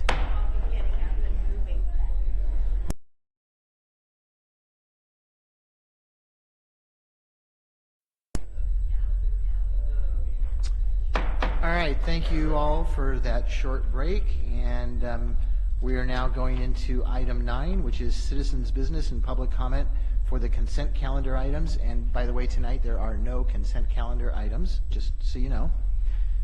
But any member of the public wishing to speak to the council on any item listed on the consent calendar, which we don't have tonight, or any matters not listed on the agenda that are within the subject matter jurisdiction of the council may do so at this time. Pursuant to the Brown Act, the council is not allowed to consider issues or take action on any item not listed on the agenda during this period. Pursuant to City Council Policy 2017-02, comments of any member of the public are normally restricted to a total of 3 minutes in length per person, for matters not on the agenda, and a total of 3 minutes per person in length for any and all items on the consent calendar. The mayor may extend the time limit for a reasonable time when a disability accommodation has been requested. I have several speaker cards here, and I'm a little confused, but I have one from George Barrich, but I do not see him. Ms. Alderman, do you have some letter from him? Or? I have a limited power of attorney to speak for him tonight. Okay. It's notarized and everything. Because I thought we discussed this last meeting too. We discussed it off camera. We did not discuss it as a formal thing. You're denying his civil rights to not allow me to act as his attorney of the TAP. Okay, could I just ask the city attorney a quick question, if you don't mind? And we haven't started your clock yet, obviously, so don't worry. City attorney? Your rules do not allow for speakers to present a power of attorney and comment for someone else, and actually it's a rather unusual provision. I don't know that I've ever seen that in other rules. Some cities may have that, but you are definitely within your legal rights to have the rule that you have, which does not permit this.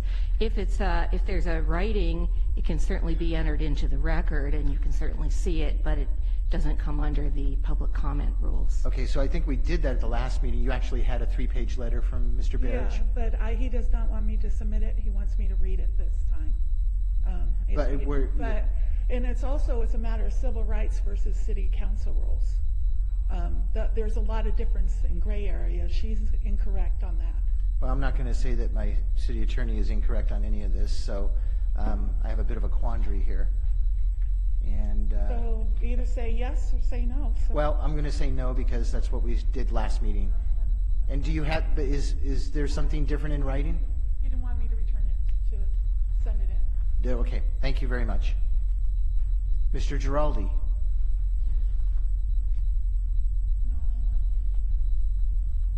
Good evening, Mayor Deloso, distinguished members of the City Council.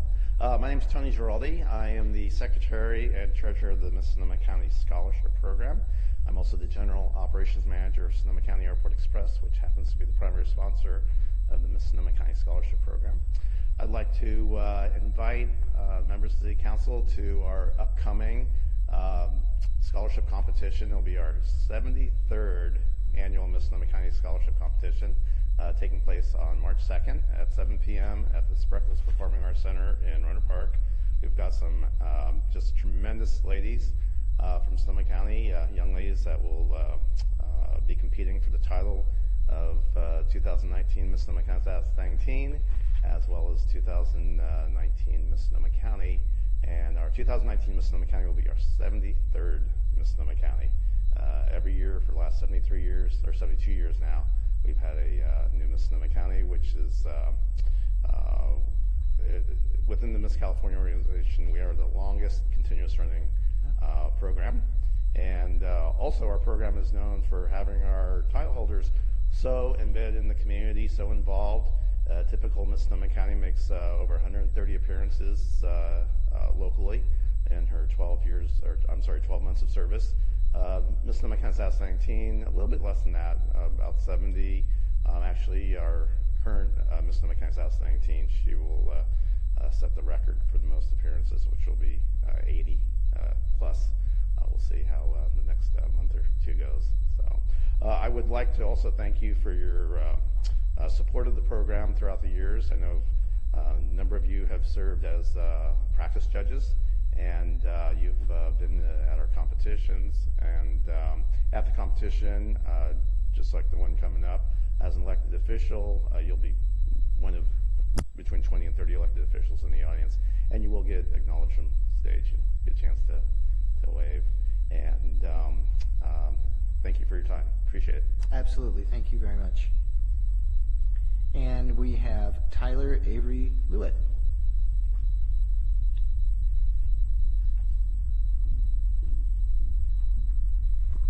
Good evening, Mayor Del Oso and City Council and its affiliates. My name is Tyler V. Lewis, and I'm the current reigning Miss Sonoma County. I'm 23 years of age as of last Friday, and my platform is the inclusion of African American literature in Sonoma County schools. My current responsibilities are as multiple. I am the current president for the Black Student Union at Santa Rosa Junior College, and I happen to be a lifelong resident of Sonoma County. I'd first like to start out by saying thank you for including Pinkeo and I in many of your engagements, such as the Kids Day Parade and Festival. It was really special to me because I've been a part of this community for 23 years, and I remember going with my dad to the Kids Day Parade, and as a youth, and even now being able to be in that parade and see all the kids who, just like me, who look up to me, that was very special. I also want to thank you for being accepting of my guest, and I brought the 3rd District Dairy Princess with me on that, and she was not only my companion, but she is one of my best friends.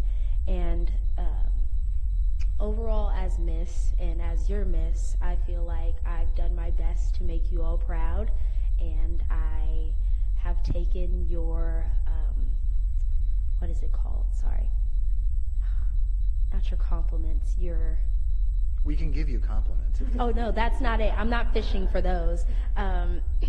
Critiques, thank you. Critiques. I've taken your critiques, and I've used them in my day-to-day life, and I just want to say thank you for making my year as Miss exceptionally special, and thank you for helping me, aiding me, guiding me. I've known some of you for years, and I've known some of you for not so much as long, but I appreciate that, and excuse me, today has been a tiring day, but thank you so much, and I hope you all have a great rest of the time, and I hope you all come to see our competition. It's not something you would want to miss out on. Great, thank you very much.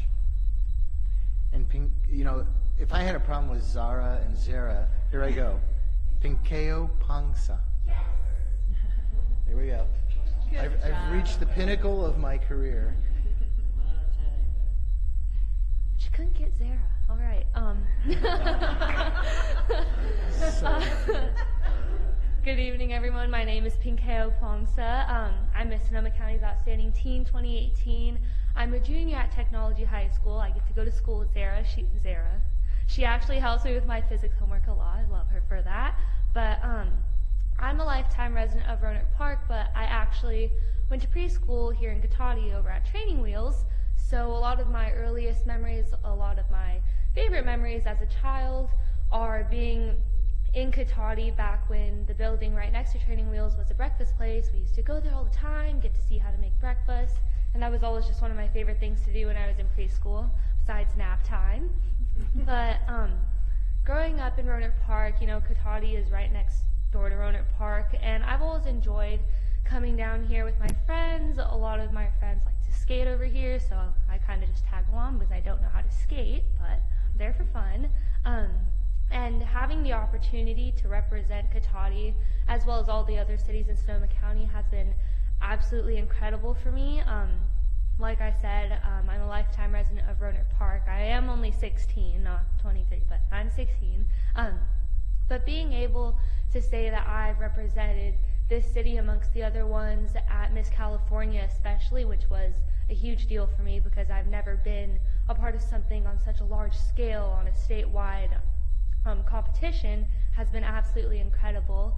And being able to grow up in this environment, I've been able to fuel myself and set higher goals for myself. I hope to go to the University of Hawaii in a few years. I want to go into psychiatry, but right now at school I'm also a part of my school's associated student body, kind of like student government, and I'm also president of a club called Interact, which works in partnership with Rotary of Roanoke Park and Cotati, and throughout both of those, and all the skills I've obtained growing up here in Sonoma County, right now I'm running to be Student of the Year, which is a part of the Leukemia Lymphoma Society, and I'm also applying to be a board member and regional director of the California Association of Student Leaders, for which all of that I owe to growing up in this beautiful county. But I would love to see you all at our competition. It definitely isn't something you want to miss. And before I finish, could we please have a photo? We could do that. Great. We'll go out front here, all of us.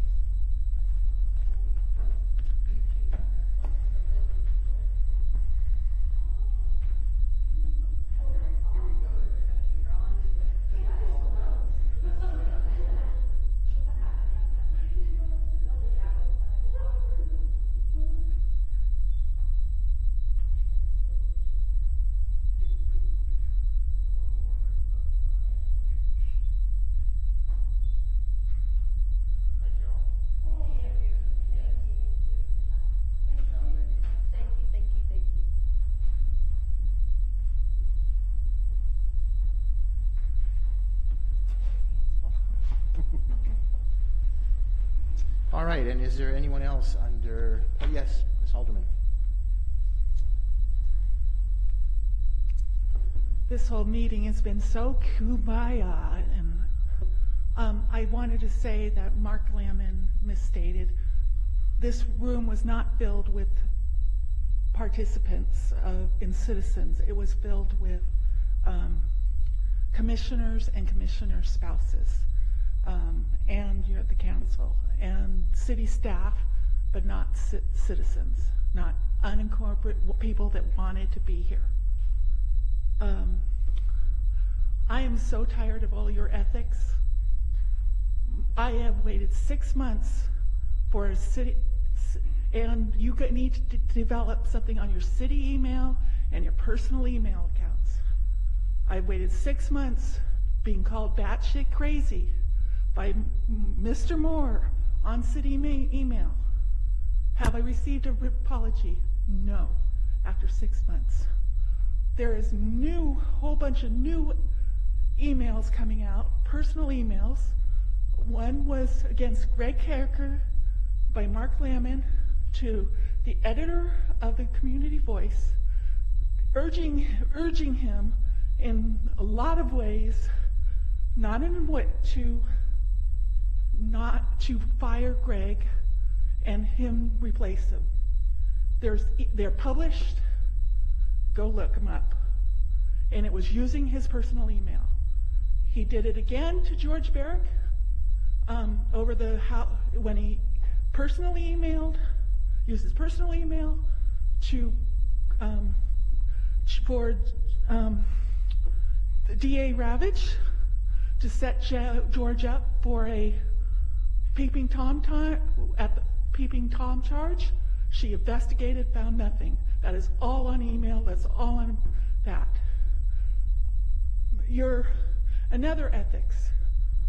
Your lovely neighbors for Measure G, which was the fundraising committee led by Mark Lamon, who were very, very classy.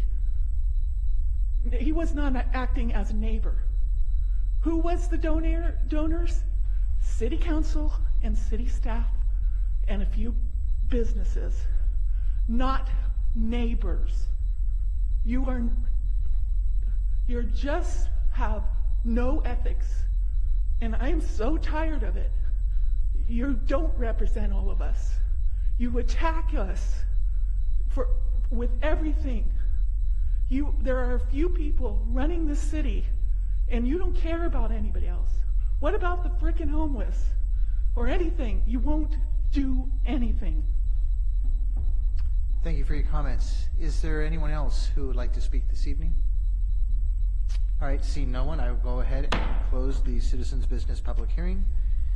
We are moving on to item 10, which is consent calendar. There is nothing on the consent calendar. Mayor DeLosso, if I may.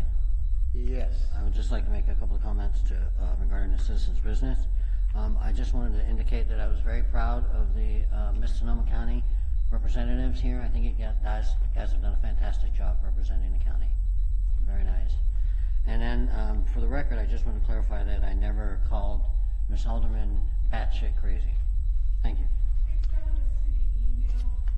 All right, we're going to move on to item 11, which is direction on future agenda items.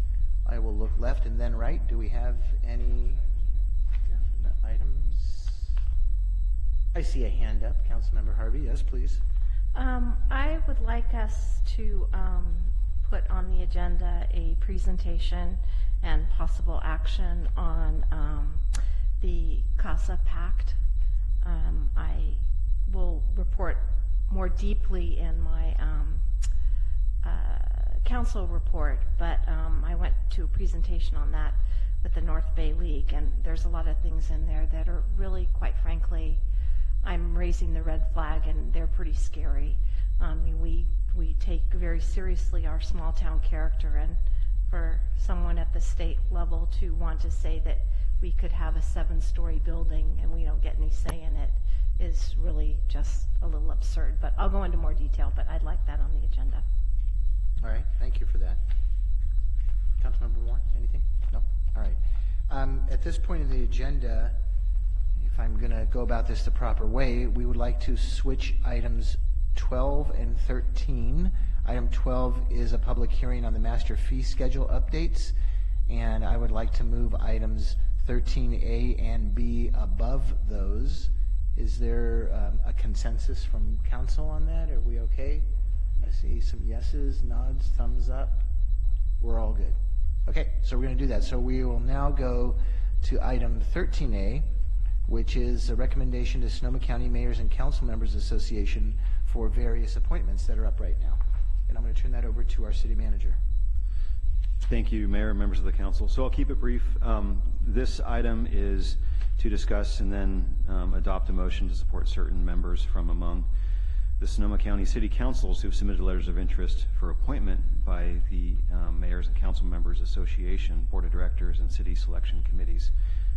As well, in addition to that, as well as also providing a voting designate letter. So in the packet, there is a summary from Mary Gurley, who is the Assistant City Manager and Clerk for Sebastopol, that has the list of all the different appointments we're talking about under the City Selection Committee, as well as the Board of Directors. This is packet pages 125 and 126. It's followed by letters from council members from other cities who are asking for appointment to the various committees. And I will just also add that the voting designate letter is really just a letter designating who would vote in the absence of the mayor.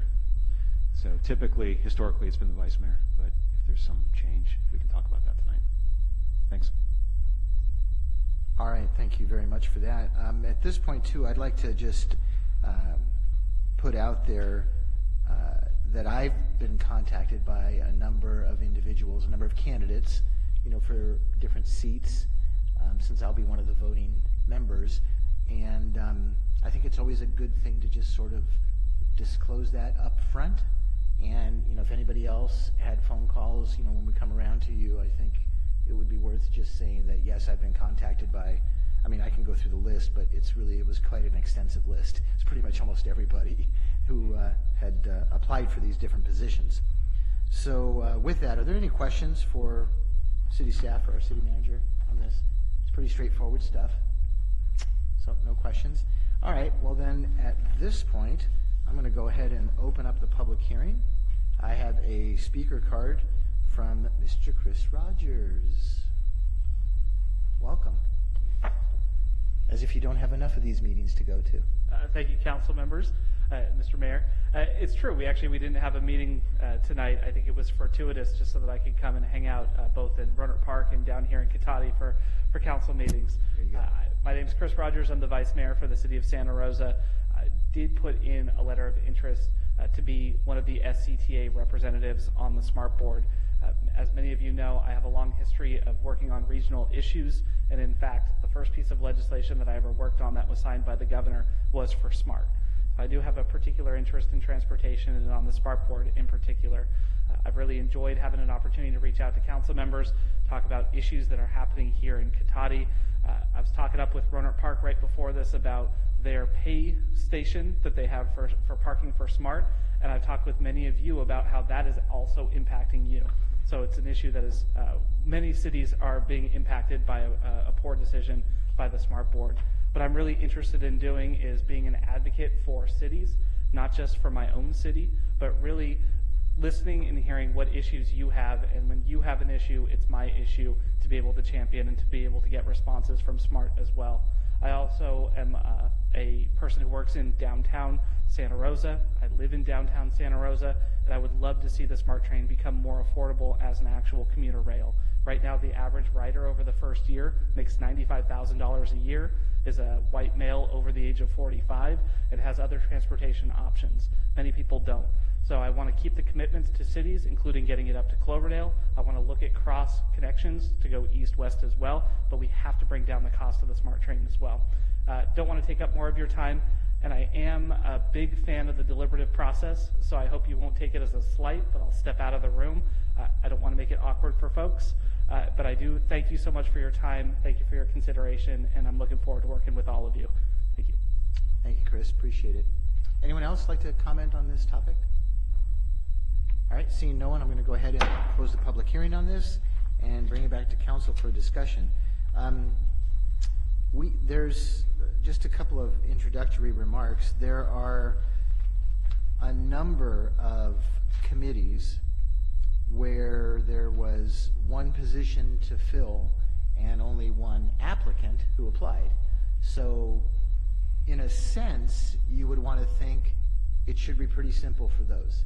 I'm not going to take anything for granted anymore, but I will say I don't want to have like a motion for like all of these single positions. I think we should go position by position, and we can go through the list. And if you'd like to speak maybe in generalities first, and then we can get into details of that. I'll turn and look this way and start with Councilmember Landman. I'll try to stay away from generalities. I might hit a couple. I'm going to start first of all by asking the forbearance of my colleagues in the audience, because normally in something like this would be very short, easy comments, but there's actually a lot of things going on right now in the county that make this quite different than normal. And so I have some comments I think that are very important, particularly for the long-term look of what Cotati will continue to be.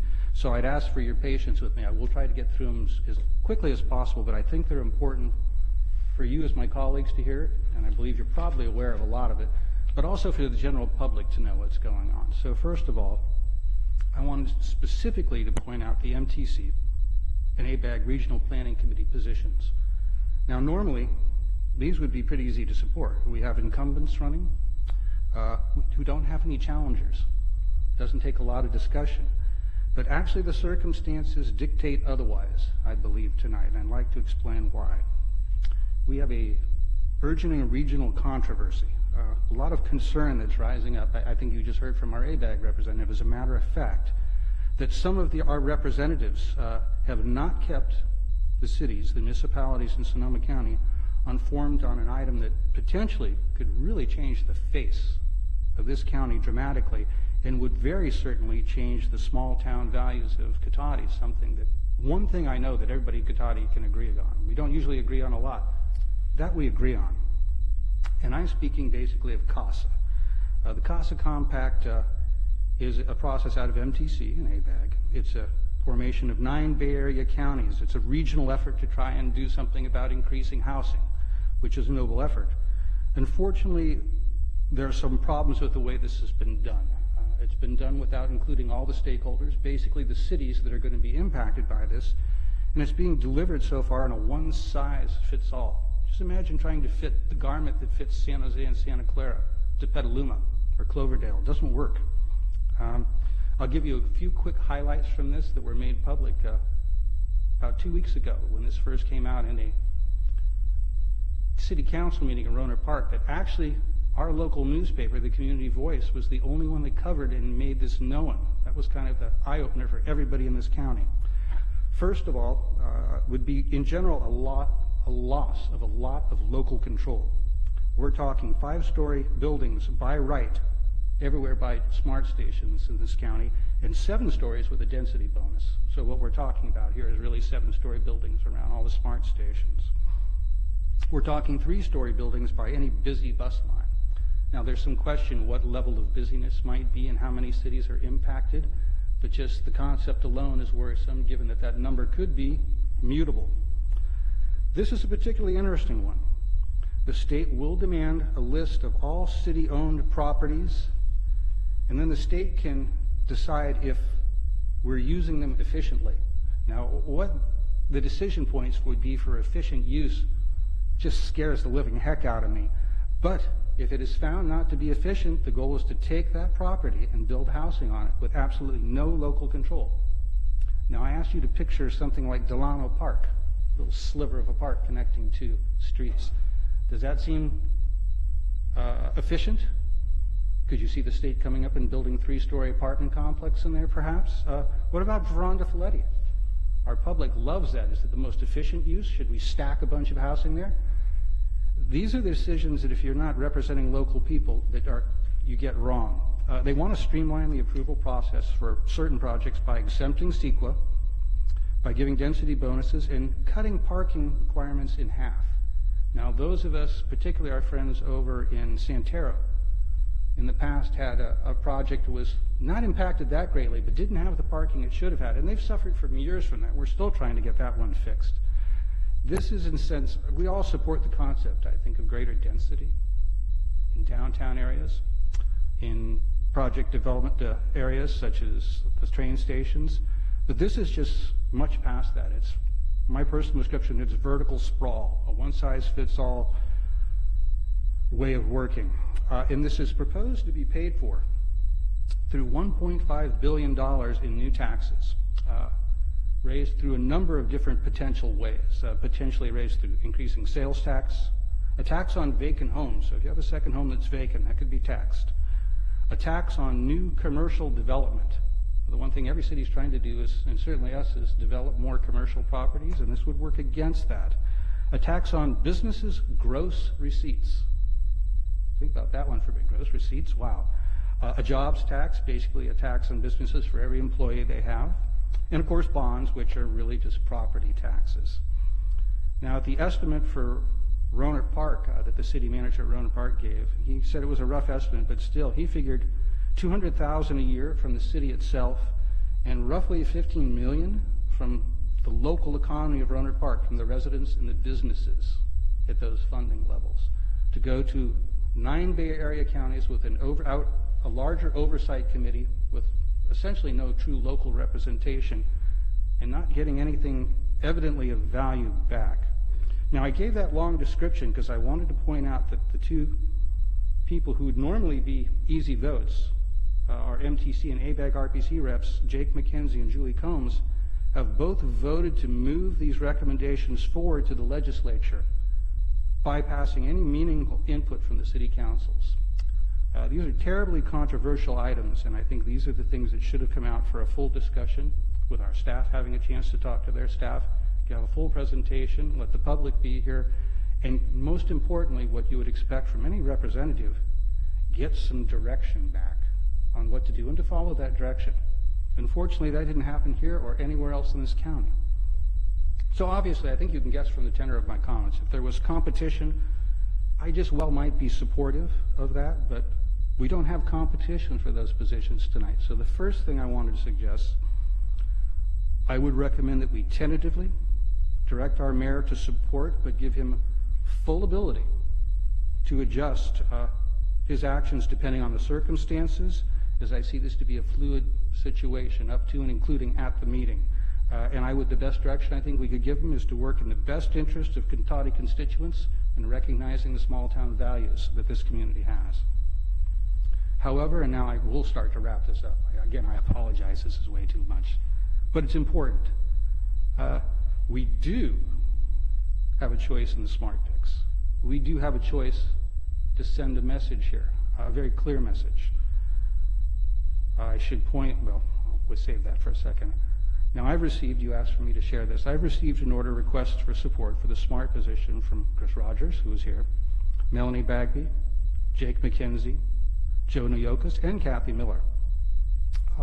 Some worked harder than others reaching out, contacting me with more information, more times, talked with me longer, approached me different ways. All these, and some had some very good messages. All these different things influenced me, and it brings me to a position where I'm not going to get specific, but in general, I want to say I would lead with tonight supporting Vice Mayor Chris Rogers. We know him very well from his work with Congressman Mike McGuire and Assembly Member Michael Allen. What I like is he's always, not just through this process, but in the years I've known him, got the values for small cities and understood that. He's never pushed the Santa Rosa, we're a big city, and we should have a seat at the table line, but instead has shown a focus on finishing the northern part of the sector for unserved cities and getting costs down, which I'm glad to hear him mention tonight, because that was an eye-opener. He's the only person that mentioned that. As a second choice, I personally would support Mayor Melanie Bagby, another very hardworking and very involved new elected that I've worked with quite a bit now in just a few years as she's been elected and had many good experiences with. And I suggest that also because that recognizes and respects Cloverdale's ongoing need to be involved in this process so they can get service. And my apologies, I put those forward because I'm open to discussion. I certainly wouldn't vote against Mr. Nayokas or Ms. Miller if that was the will of the council for that number 2 position. But I do want to strongly, very strongly encourage my colleagues not to reward Mr. McKenzie's lack of representation of us by allowing him to continue on SMART. I would ask you, how can we trust that he would represent us well on an important regional board when he's failed very strongly, in my estimation, and many people's estimation, in supporting us on a separate important regional board, which is MTC. I would point out that I understand during the break I was able to see in social media Mr. McKenzie was not supported by SMART by his own council tonight and was removed from Sonoma County Transit Authority and the Regional Climate Protection Authority, those he's had for years. So I leave you to consider that with this last couple of thoughts. One, during this process it was argued to me that Mr. McKenzie's seniority is a valuable asset. And I agree, in general, seniority is a very valuable asset. There's something to be said for that time. But thinking about it in this case, I think it goes actually the opposite way. If we can't trust you to work, number one, report out to us what's going on, understand and reflect the needs of our communities, and then follow the direction we give, then is that influence actually to become a negative? Do we really want somebody that won't do that with their hand on the wheel that knows how to steer it? I would argue the exact opposite, actually. So bottom line, I would just end, and again, thank you for your patience, but ask you in your votes tonight to protect the interests of Cotati as a small town, and let's pick any of the good choices we have. I've shared mine, but any of the good choices save Mr. McKenzie, because I think a message needs to be sent, and that will be helpful to us going forward with this challenge that we'll face with CASA. So thank you for that, Mr. Mayor. All right, thank you for that. It was long, but it was there was a lot of good background information in there, so I appreciate that. Vice Mayor Skillman? Really? I have to follow that? Okay. Yes, you do. Just say. Okay. So I had all 5 of the people who were interested in the SMART board reach out to me. I do want to disclose as well, I work with Kathy Miller, so I have a little bit more one-on-one just because I see her at work every day. She does construction and I do personal injury, so we actually don't work on the same cases, but we are in the same general proximity. I also appreciated, though, in her letter when she talked about her previous experience, 4 years, I think she said, on MTC, SCTA board. I'm getting my letters mixed up. So she's been on the SCTA board, working with Petaluma Transit Advisory Committee, Petaluma Pedestrian Bicycle Advisory Committee.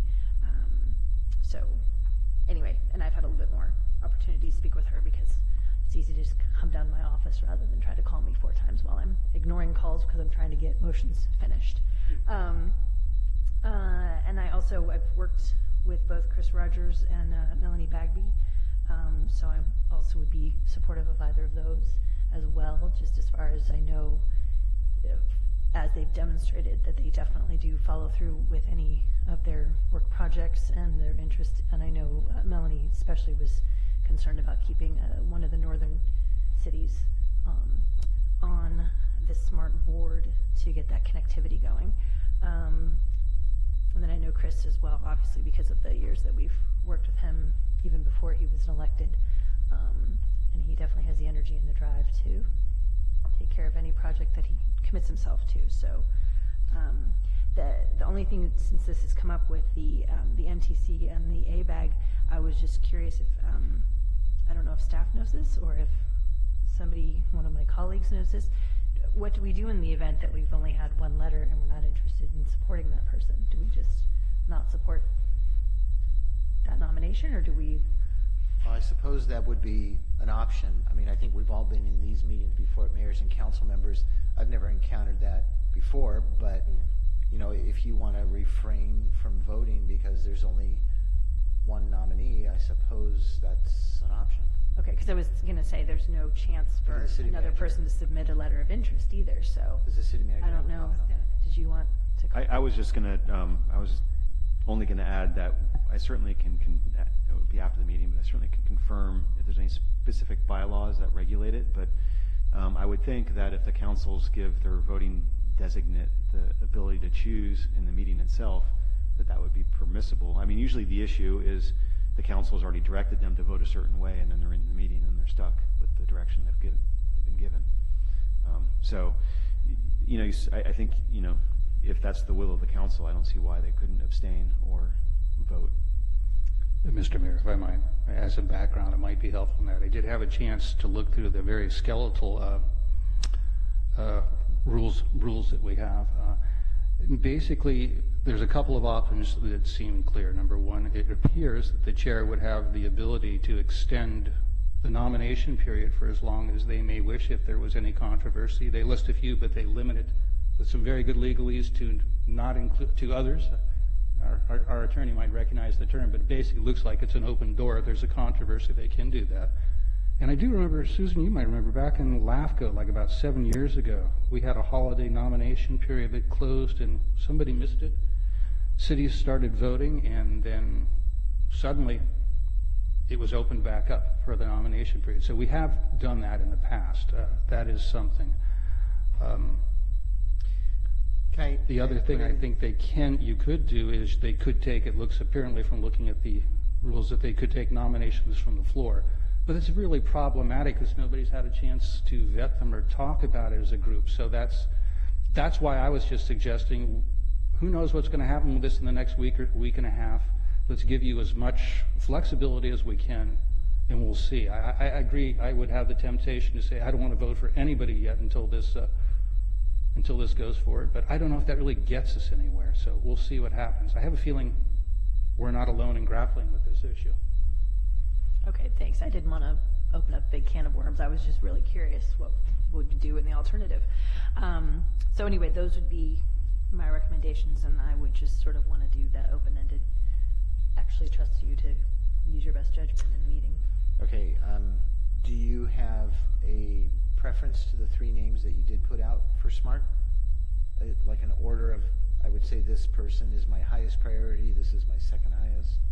Honestly, not really. Okay. I mean, I think they're all equally qualified. Sure. I'm keeping tabs of everything, and I know Mark gave a little bit more detail, so that's fine. Thank you. You done? All right, Councilmember Harvey. Well, thanks, Mark, for all of that. You were able to explain some of the things that I was going to explain in my report, but thank you for that, because I think it is important to this discussion and as a way of background here. I too was approached by many folks, not all, but many folks, and had some very good conversations. I was very appreciative of the back and forth and the answering my questions, and I even had one individual call me back again to make sure that, that if I had any more questions, and in fact I did, because after talking to a few other people I had more questions, so I really did appreciate that. So given that, I concur with what you're saying, Mark, and if you're asking for my 1 and 2, I would do Chris and Melanie. And it is an unfortunate situation, that has happened. It's really unfortunate. Again, being in a meeting and getting surprised and having, basically, I was in this meeting with, Solano County and, Vacaville and, all over Marin and all that, and people were just like, so it's even broader than Sonoma County, because basically this has been kind of hidden away for the last, 18 months. Some of it, maybe there would have been an opportunity at mayors and council members for us to get, a lot more information, but we do depend upon people to raise those red flags. When we hear those red flags, we need to know about them so that we either individually as councils or collectively as a group, have a way of doing something about it before it's voted on. And I get that this thing is not legislation that went into effect, but unfortunately, the way it's been presented at the state level, it implies that we agree with it. So our legislature folks at the state level think we're on board with this. And so anyways, that's my 2 cents. All right, thank you very much. Councilmember Moore. Well, I know it's going to be shocking, but I also had a barrage of people contacting me on this. And to make a long story short, I would support Mr. Rogers, and I would support Joe, because I think Joe has a more broad view of that than other than just Healdsburg and Cloverdale. Eventually his view is potentially even going east. And I think that would be a wonderful connector to really make it a regional program down the road. So that would be my 2 support. Okay. And before I let this slip away, and I don't know, Vice Mayor, if it was clear with you as well, on any of the other positions, did you have any specific comments or recommendations you wanted to give me? Or is it, the people who applied, yeah, that's okay? Yeah, I mean, with the exception of, as was pointed out on MTC and on Smart SCTA, that I have no issues Yeah, and I would, with any of the... I guess the one concern I would have is if there was some kind of a motion to sort of open this up and have people reapply. And my concern with that is you've got people who have applied, you've got people who are, in my opinion, qualified to do that. And I think there would be this incredibly awkward situation set up amongst anybody who would apply for one of those positions and the current only applicants. I think there could be some real awkwardness there. In fact, I would guess that people would probably not want to apply to avoid that awkwardness. That's just me thinking out loud. I don't know. Things have changed in the last week or so. I understand. But then we may have a vacancy for a little bit till we kind of get through, all of us in Sonoma County kind of get through this, understanding of all of it. People might feel differently, a little bit farther down the line. Right. I mean, there's still a lot more to understand. Absolutely. Is all I'm saying, is people might feel differently then. Mr. Mayor, are you inferring that we may, on some of these positions, not take a position? Well, I'm looking for that direction tonight. I mean, if there's a consensus and people feel strongly enough to do so, I will tell you that my personal opinion right now is that I would be in favor of appointing all of the people who've applied where there's one seat and there's one applicant who've applied for those, even though all of the comments that have been made. But I would also, I'm really leaning towards giving direction to all the mayors at this meeting that, these are really important seats, and we need to take these seriously, and we're not representing our individual jurisdictions. We're representing the Mayors and Council Members Association of Sonoma County, and that has to be in the forefront of everybody's mind. And when we have our meetings every other month, it is your responsibility, if there's something that's even maybe a cautionary flag. I'm not even saying CASA, but maybe CASA, the first time it was submitted as a discussion at one of the other meetings, that should have come to the body that has all 9 legislative bodies attending it, and that would have been an incredible discussion. I can only imagine what the discussion would have been, but to me that would have given some pretty clear direction at an early stage. And I don't know if it was the timing of when that came out, I don't know, but I'm just, and I haven't put it in writing yet, but I want to put some really strong language out there to the mayors that, and this goes for everybody who's appointed, that it is your responsibility it's your responsibility to report out the important and significant items that you hear while you're going to these various meetings. Can I give you an example Please. of that? I can recall that at least at one of the meetings when they were discussing raising the bridge tolls. I mean, Gina reported that this is coming down the line. We're going to be voting for this. This is why. This is, the reasoning behind. She gave us that opportunity to weigh in as a group on it. I'm just saying that's an example. That's the example that I would say everybody should be following. Yeah. Yeah, Mr. Mayor, if I may, very briefly, since I've used an incredible amount of time, and I don't think that even covers it. For something like that, a quick heads up, and mayors and council members might be very effective and good representation.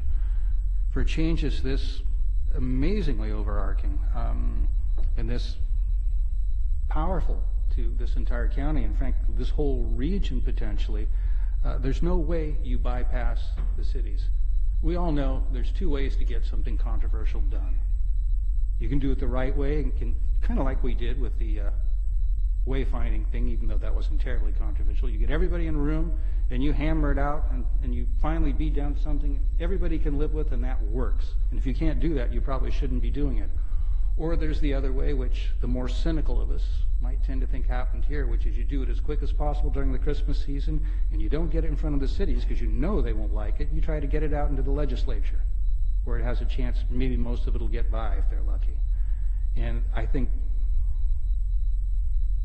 being very firm in a response to that is unacceptable in any sort of way we can leash or control or put requirements on our representatives to ensure that those actions go forward in that matter. That's the direction we have to take, at minimum. There may be more. And again, that's why I say I'd like to just give you full ability to improvise. Smiling at myself, picturing what that could mean. But with it, I think you and every other mayor in this county will need it, because there's a lot of possibilities, and I think we should be open to all of them, because this is not a typical process. But it is difficult. If we don't support anybody, do we leave the spot open for a couple of months to reopen it? What happens if nobody else applies? I think first step, better process. Number one, if you're going to be our representative, you represent us. You report back, you take direction, and then you follow that direction. Especially on controversial items, certainly, bare minimum. Let's work to get that, and then we'll take it from there. Kind of where I was going with my statement, so yeah. All right, so my turn. Again, I spoke of the 5 candidates for the SMART board. Actually, only 4 of them contacted me, which is never a good thing for that 5th person. Just saying. But putting that aside, I had some very frank conversations with a couple of them, and at this point in time, I've been thinking about this, and by the way, I think last week I must have had at least 30-ish emails. I'm sure we all got them, mostly from Sonoma County Bike Coalition, but there's a lot of individual ones that I received as well, saying, this person would be the right choice for these reasons, and so on. So my approach to this was twofold. We have 2 positions to fill. One, I feel there's some level of importance to keep the North County on the board, meaning Cloverdale or Healdsburg. And I really think that's important, because I think they need to have that voice to hopefully someday get the train up there. So that was a goal in my head. And then the other one was of sort of remaining candidates, who's really the most qualified, will have those regional connections, which I think is really important. And I'm not saying that Jake does not have those, because I think he really does. But my opinion, and it changed just last night in talking to somebody, would be Melanie and Chris. That was kind of my opinion. So right now, it looks like Chris has a vote from all of us. Melanie has 4 votes. Joe's got a vote, and Kathy's got a vote. So I'm assuming our direction, but I want to see how people feel about that that it would be, we would recommend Chris and Melanie to the SMART board. Is there any dissension on that? I mean, you had, Would be my dissension there. would be, yeah, you would rather have Joe on there? Because I think it represents North County as right close to Cloverdale, and then he has a greater regional vision and much more supportive, I think, of the pedestrian trails and the bike trails that should be going hand in hand with the SMART. Okay. All right. Which we saw a lot of outreach on that. Yeah, yes, agreed. I'll leave it at that. Did I ever open this for public comment? I don't know if I did. I did? It was so long ago, I can't remember. Yeah, Chris spoke. Yeah, Chris spoke. Chris spoke. And then you asked us. And then you asked. Right. Okay, I'm covered. It was a while ago. Good. It's all right. No. Did Zara talk? I can't remember. No. Sarah did not. Let's not go there. All right. Did not want to talk. So, in lieu of a roll call vote right now, it would look like we would be a 5-0 vote to move Chris forward and a 4-1 vote, is it safe to say, to move Melanie forward? Apparently. Okay, unless you want to change your vote, that's up to you. I'm just saying without taking a poll. No, that's fine. Okay. So, I think I have my direction pretty darn clear here. On one position, 2 positions. Yeah. Now, so that takes care of the big one. Now, all these other positions, do we need motions for these individually, or is this just direction to the mayor? For you. You asked for a motion.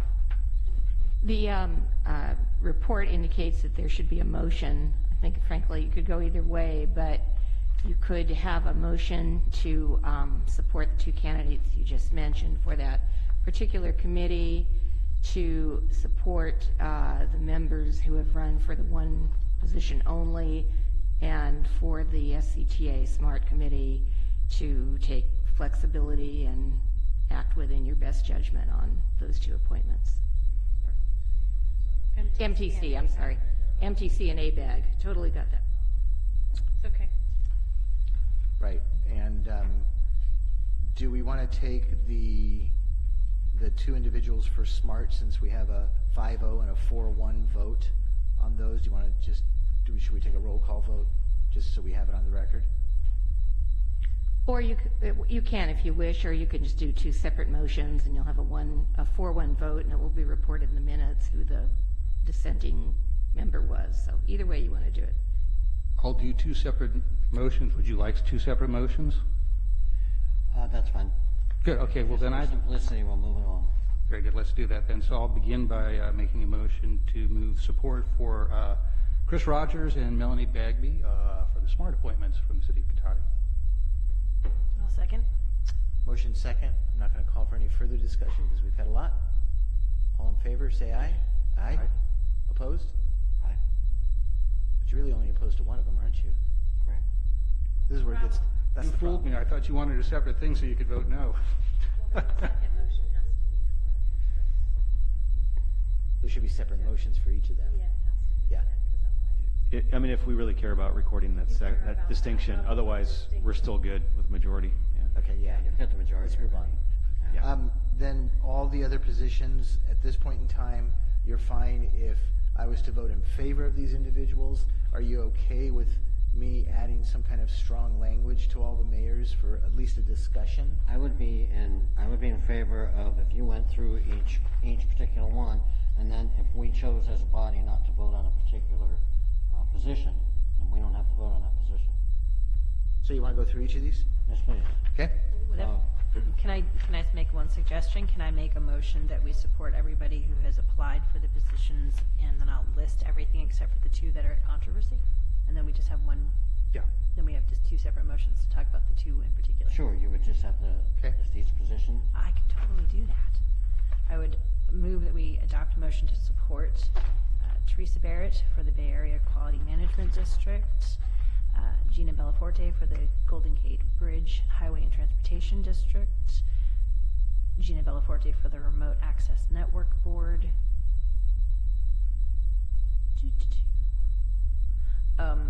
City Selection Committee would be City of Sonoma, and for the chair, and City of Windsor for vice chair. Then John Sawyer for the North Bay Division League of California Cities as an alternate, it looks like. Leah Gold of Healdsburg and Nasa Hinton of Sebastopol for the Sonoma County Agricultural Preservation and Open Space District Citizens Advisory Committee. I'll second that. Okay, no further discussion? All in favor, say aye. Aye. Opposed? Abstentions? Good. All right, 5-0 on that vote. So now you want to go back to MTC and ABAG Regional Planning Committee.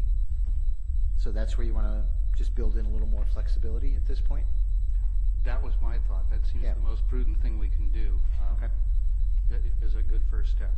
Because who knows where the discussion will go. And you know what, if I might, if my colleagues would agree, how did I word that? I would ask you basically just to best interest of Cotati constituents and Cotati land use values. Keep those in mind and you can't go wrong. I can do that. All right. I've got my direction. Thank you. We're now going to move on to item 13B, which is review and possibly change council assignments as representatives and liaisons to various committees for calendar year 2019. Sorry, Mayor, one last thing on the prior item. Just the voting designate. I assume that the council's okay with the vice mayor being the alternate, but we should have that. Anybody have an issue with that? You'll have to take it up with the vice mayor if you do, but nobody has an issue with it, so good. We're there. Mayor, if I may interject, the letter actually states Vice Mayor and Councilmember Moore. Oh, as the alternates? Mm-hmm. Oh, second alternate. Oh, a second alternate? Okay. Any And issues? In the absent thereof, if yourself, but Vice Mayor Skillman and Councilmember Moore are to vote in your place if they would go Vice Mayor Skillman first and then Councilmember Moore. Right, and this is just for the mayors and council members. Pre-meeting? Yeah, okay. I'm not going to miss any of those, so I wouldn't worry about it. Yeah. Well, I think we solved that. Nicely done. That's what I thought too. Thank you. All right. All right, so now we're back on, that's clear on item 13B. All right. Thank you, Mayor, members of the council. So we went over almost all of this in December, as we routinely do. One of the well, actually, there's as this describes, there's two items that came up that we wanted to bring back up for discussion, based on the discussion back in December. And one was the Sonoma County Health Action Committee appointments, and just making sure Councilmember Harvey was not able to attend that meeting, so that we didn't have a discussion on that one appointment, so having a discussion on that one. And then also there was a follow-on point to discuss if we want to continue to nominate liaisons for Planning Commission and Design Review Committee. So those are the two items really that we're talking about tonight. Okay, do we have any questions for staff on that one? I didn't think so. Let me go ahead and open this up to public comment. Anybody like to talk about this? I didn't think you did. I could tell. All right, we'll close the public comment. So let's take the Sonoma County Health Action first. It can be all you, John. I knew you were going to say that. It's all you. And yeah, that's fine. We'll just flip. So I'll be your backup. How's that? Is that fair enough? You can That swap clear us. to staff? Okay. I'm going backwards here. We don't need a motion for this, do we? Yeah, I mean, I don't think we do.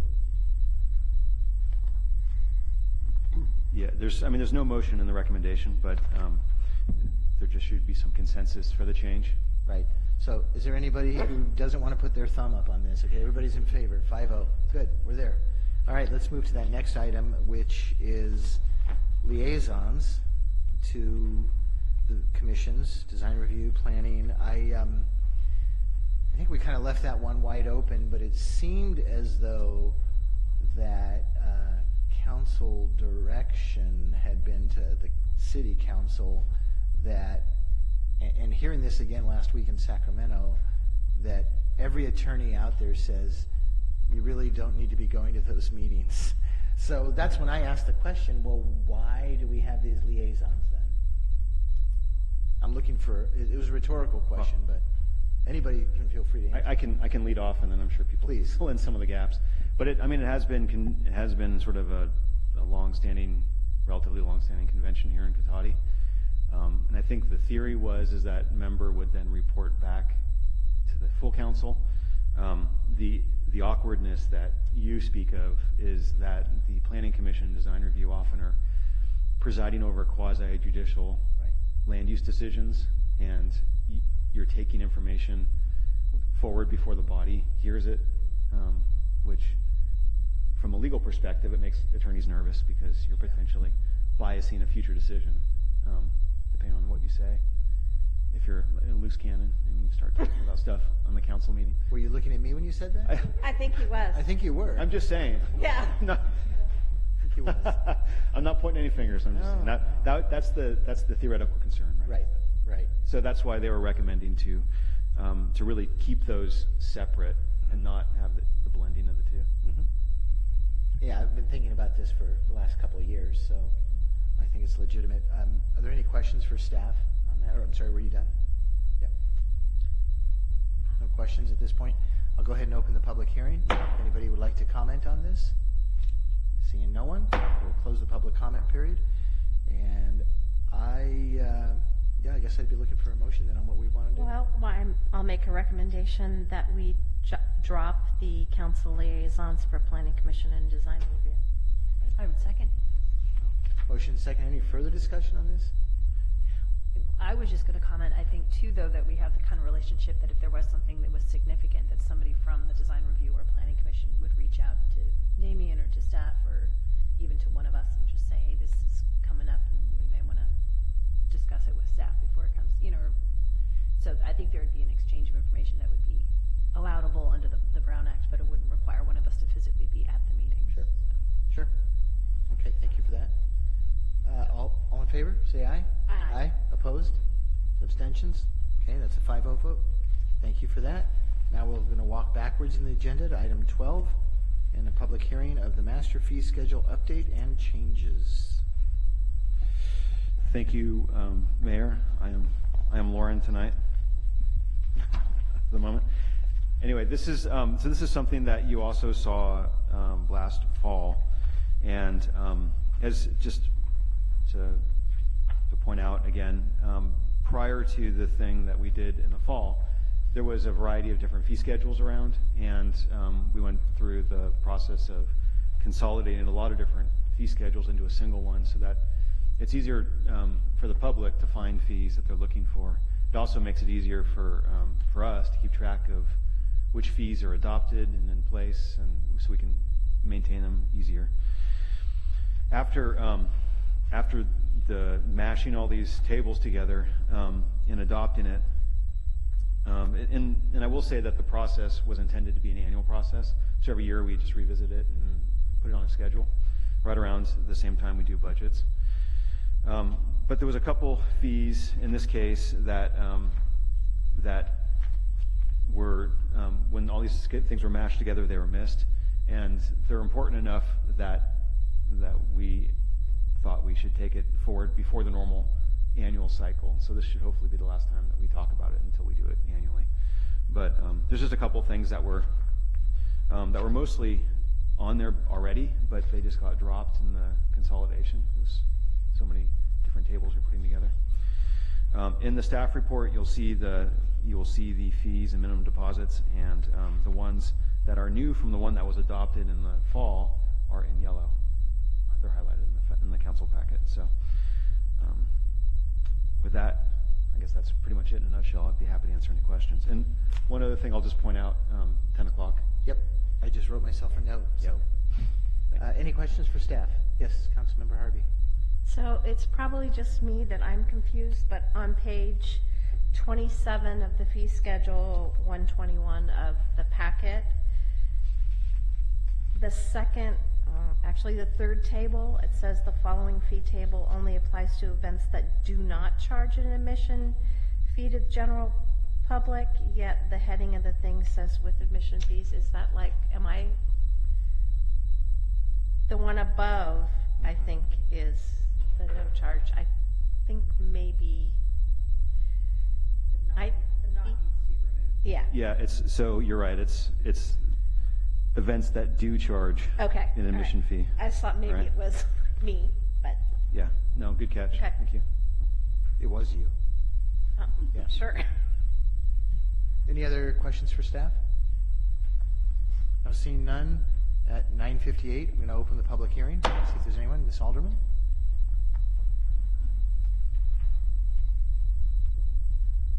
I just wanted to say, Norm has been gone since October, so we don't have any really idea what the city budget is. So why are you doing fees and schedules when you don't really have good control on what the budget is? We haven't heard anything that you replaced him or anything, so why are you updating things and projecting things when he's not around, or some replacement? Right, thank you very much. Anyone else like to speak on this? Seeing no one, I'll close the public hearing and look for some council direction on this. I'd move to adopt a resolution updating the master schedule of fees and charges for city services with additions to engineering and public works and minor changes to the administrative services and the police department fee schedule. And I'd be happy to second that, Mr. Mayor. Motion and a second. Do we have any further discussion? Seeing none, all in favor say aye. Aye. Opposed? Abstentions? It's a 5-0 vote. And the time is now officially 10 o'clock, which means we need a motion before we turn into pumpkins to continue. I'd like to motion that we continue the meeting. We're almost done. Great, thank you very much. Is there a second for that? Second. Motion second. All in favor say aye. Aye. No opposition, no abstentions. We will continue. We are on item, and I'm going to open this for public comment. Thank you. I was going a little too fast there, sorry. My paratransit bus is coming at 7:15 a.m. You guys really need to, this meeting did not need to be this long on these items. So I'm now getting up, it's probably 5:30 to get 7:15 to start a whole day, and I might not be out of here until 11 at this rate. So just please hurry up. Thank you. We're doing our best. Item 14 is the city man. I'm going to close the public hearing. Item 14 is the city manager's report. Thank you, Mayor, members of the council. So the first thing I'll just tell you about is something that's been in the works for a while. I've mentioned the beats for the police department, that our officers, they patrol the whole city, but they have certain areas of responsibility that they patrol on a regular basis and are more familiar with. And we're continuing to evolve that program. So we set a shift change, a police shift change in early January. So starting this year in January, we're expanding, or I should say combining our areas of responsibility with elements of the Neighborhood Watch program. So what that means is that we have an officer that's assigned an area of responsibility and will be the primary contact for residents and businesses in that area. And several times a year, they will organize a neighborhood meeting that will take place where safety topics can be discussed, a summary of arrests and other activities in that area can be made available and discussed with whatever neighbors or residents want to, come to those meetings. And on our website, we have a map of the areas, and we're working on putting up the contact information for the officers for the areas so that people can go to our website and find that and email the officer, both just to relay concerns, ask questions, or also just get on the list for these meetings, these neighborhood meetings. And just a reminder, just obviously always report suspicious activity 24/7. Don't feel bad. You won't hurt anyone's feelings if you call dispatch and say you see something that looks out of place, because our police really rely on the community to get ahead of things and not wait for bad stuff to happen first. And that number is 792-4611. And so the police line is, if you see something, say something, right? And 911, of course, is for emergencies only. And I also wanted to extend congratulations to one of our dispatchers, Christina Montoya. She was selected as Representative Mike Thompson's Public Safety Hero of the Year. We just found out today. Nice. Yeah. And there's only, if I understood it correctly, from Sonoma County, there's her and a fire captain from the city of Santa Rosa, from the whole county that's nominated by him. So that was, it's a very big honor.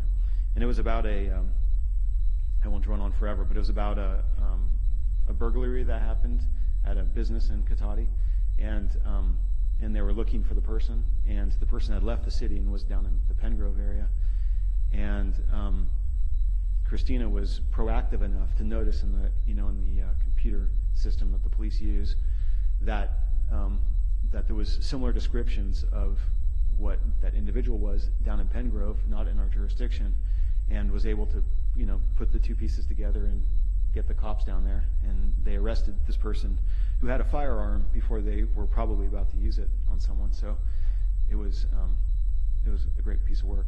So anyway, we're very proud of her for that.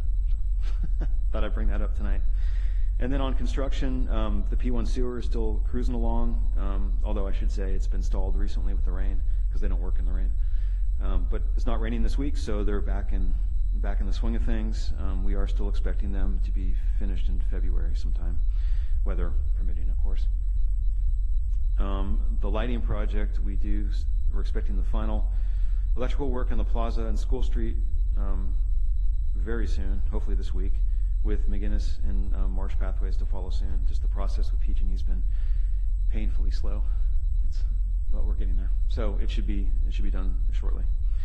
And then also, just to report that we got some grants. One of them you already know about. We had the $675,000 for reconstruction of the roadway on East Cotati. This is between the railroad tracks and Sunflower. So we're waiting on the authorization to bid the project from Caltrans right now. So we're fairly far along in that process. We already have the grant money. We're just getting the okay to actually construct.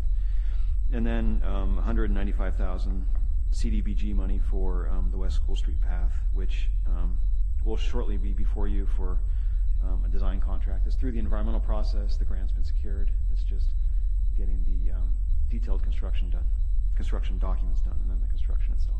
And this is out on the Richardson Lane end of things. And just some recreation updates. Last Friday, Farmster held their grand opening ribbon cutting with the Cotati Chamber of Commerce at the ranch. I know some of you were there. So that was there's a lot of great pictures that came out of that event. We had about 50 people in attendance, and people got to pet a brand new baby goat, visit a newly added rabbit and chickens, as well as other animals currently living in the ranch, ask questions to the operators, learn about the ranch, and sign up for one or more of the upcoming Farm Friday volunteer days. A reminder that the Redwood Empire Food Bank is offering a senior food basket at Charles Street Village to anyone 60 and up on the second Wednesdays of each month from 9 to 10 a.m. in the morning. The next one is on February 13th. And you don't need to be a resident of Charles Street Village to receive a food basket, but you do need ID for age verification. And this is a new wrinkle that I found out when I was down there last time, is that the food basket is something that's pre-packed by Redwood Empire Food Bank. You need to be 60 or over to get that. But they also have tables put out with food, so anyone of any age can come for the table stuff. So that's a good resource. And then also February 16th is a Saturday. We're having our second annual Sweethearts Fairy Tale Dance for parents and their little princes or princesses. And children and families will enjoy a fancy evening of dancing, crafts, and refreshments. So father-daughter dance-ish kind of thing. So that'll be fun. And then finally, Camp Cotati Spring Break Camp will be held March 18th through 22nd for children who have the week off of school. Camp is from 7:30 to 6 p.m. Monday through Friday for children ages 5 to 12. And we expect to sell out. We've been selling out our camp's been selling out, so register early to ensure space. And one of the cool things, actually, we're doing it more and more in the last camp, we saw some of this as well, was starting to see some of that tie-in with the Veranda Fletty Ranch and getting the kids over there and introducing them to the animals and teaching them about farming and the animals. So that is starting to evolve, and we'll have more information on that on the Veranda Fletty Ranch in the near future, the council. That's it. Thank you. Excellent. Thank you very much. Any questions for the city manager on any of the items? Yes. Very quick comment, not a question, but in terms of Farmster, walking by here with the dog the other day, noticed they were working over. They had a couple of kids working them. I thought it was family people. When I came back, I saw the kids back up the street, their house. So neighborhood kids are already going over and getting involved and helping out for, who knows, a few minutes or something. But community things starting to happen there. I was very pleased. Nicely done. Excellent. Thank you for that. All right, we're going to move on to city council member reports. I'm going to start with Councilmember Moore. Nothing to report out. I have REMIC coming up Thursday, Friday, annual meeting. All right, thank you. Councilmember Harvey? Yes, a couple things. One, I attended the League of California Cities North Bay Division meeting. That's where I heard all about CASA as it was coming down. I since then printed all the material on it. I won't go back through that since I think Mark covered a lot of what was in there, but for sure we really need to be on top of this, because both the land use implications as well as the funding for it could be extremely detrimental to our city. It's just amazing to me that that they can come in and do that. But one of the things that reminds me, one of the folks that was up in Sacramento had said that a lot of the cities have been using the terminology local control for a little bit too long, and some folks are saying that developers and others are saying that the local control is too restrictive, and so they're really looking for other ways around that. So it's a double-edged sword, because we have to do things and we have to build things, but we care about our cities. We care about what they look like. We care about the character of them. So one size does not fit all, and that's one of the biggest problems with a lot of this, is that it's a one-size-fit-all, and what works in San Francisco is not necessarily going to work here in Cotati. Secondarily, I went to the Waste Management Agency meeting. The biggest thing there is we did the annual work plan. Pretty much the same things will be happening for this upcoming year. We're kind of waiting for the new director to be hired. We were able to get 17 applicants, so we'll be hearing more about that, but that's a really good sign that we got that many applicants. And then someone from the audience came and talked a little bit about some of the bills that are coming down. Again, we'll find out more about these, but there's some new bills coming down on climate action and pollutants and waste and landfills and things like that, that we're really going to have to take a deeper look at some of these. In particular, SB 1383 is something we're going to have to keep our eyes on, because it's pretty stringent what they want us to do. So that is my report. Great. Thank you very much. We'll go to Councilmember Landman. Very briefly, let's see, you have copies of the 2018 Sonoma Clean Power annual report. There's one in back for the public to look at and for staff if they wish to. We have upcoming this Friday, I believe in the morning, a emergency closed session regarding potential ramifications from the crisis at PG&E and the potential bankruptcy. Nothing I can share at this point. When I do have something and there's something I can share, I'll bring it forward. Obviously, this is another area of interest to us, a lot of potential ramifications, as I'm sure you can imagine. Thank you. Vice Mayor Skillman. Thank you. I attended the open house that they had at Farmster across the street, and Dustin is hoping to make that sort of a permanent open house every third Friday from 3 to 5. So if anybody is interested in coming by as a member of the public, it's a great thing to do, and it's very casual, and he was letting everybody hold the baby goats, which was just adorable. It made it very difficult to go back to my office afterwards for another couple of hours. But anyway, one of the great things, a couple of the highlights as far as information that was shared was that Dustin commented that he has often seen Jenny Folletti out, and she'll come to the shared fence and comment to him about how wonderful it is to see the animals there and give him some history about the property. And so he said it's been wonderful to get that feedback from her about her being pleased with how the property is being handled. And then also I spoke with the woman who actually owns the animals who are being housed there on the farm, and she was commenting that just from her personal experience, the issues that she had with the farm that she had owned out on the coast, excuse me, she was saying that it's really important for her to feel like she's preserving the historical nature of the property.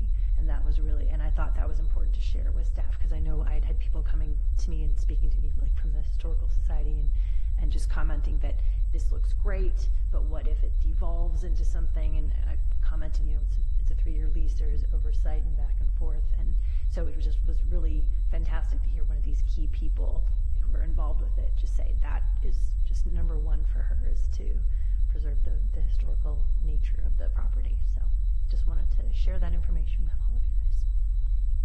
Very good. Thank you very much. The only thing I have to report out is City Manager and I attended a new mayors and council members in Sacramento through the League of California Cities. I think I was more like a recycled mayor, not a new mayor. That's kind of how I turned myself. They kept asking, there was like 460 or so people in the room. It was really quite, we have 480 something cities, I think, in the state. So there was some incredible representation there. There was a group of folks, certainly from Sonoma County, the city of Placerville. When I sat at one of their tables at one of the sessions, looked over and said, "Oh, you're from Cotati, so we have you to blame for the fact that we did not have any roundabouts in our city." It's like, oh, well, it's nice to have a reputation, I guess. Thank you very much. So I tried to talk them off the cliff edge there, but and it's very interesting because every league member who talked at a podium kept using the phrase local control. It's what it's all about. It's like, you guys have local control, and that's what we're going to fight for. It's like, okay, we can only hope. And not knowing where the whole CASA thing is going to go within this county, if it takes a cadre of council members going to the state capitol and talking to our representatives there, then that's just something we should consider. I'm just keeping that as a wide open thing. It wouldn't hurt at all. All right, that's all I had to report out on. And item 16 is public comment on non-action agenda items. Ms. Alderman.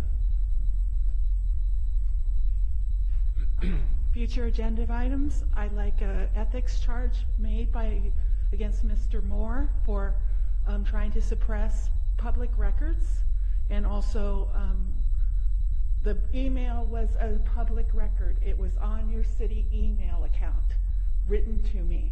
That's suppressing. And he tried to limit a scope of a public records account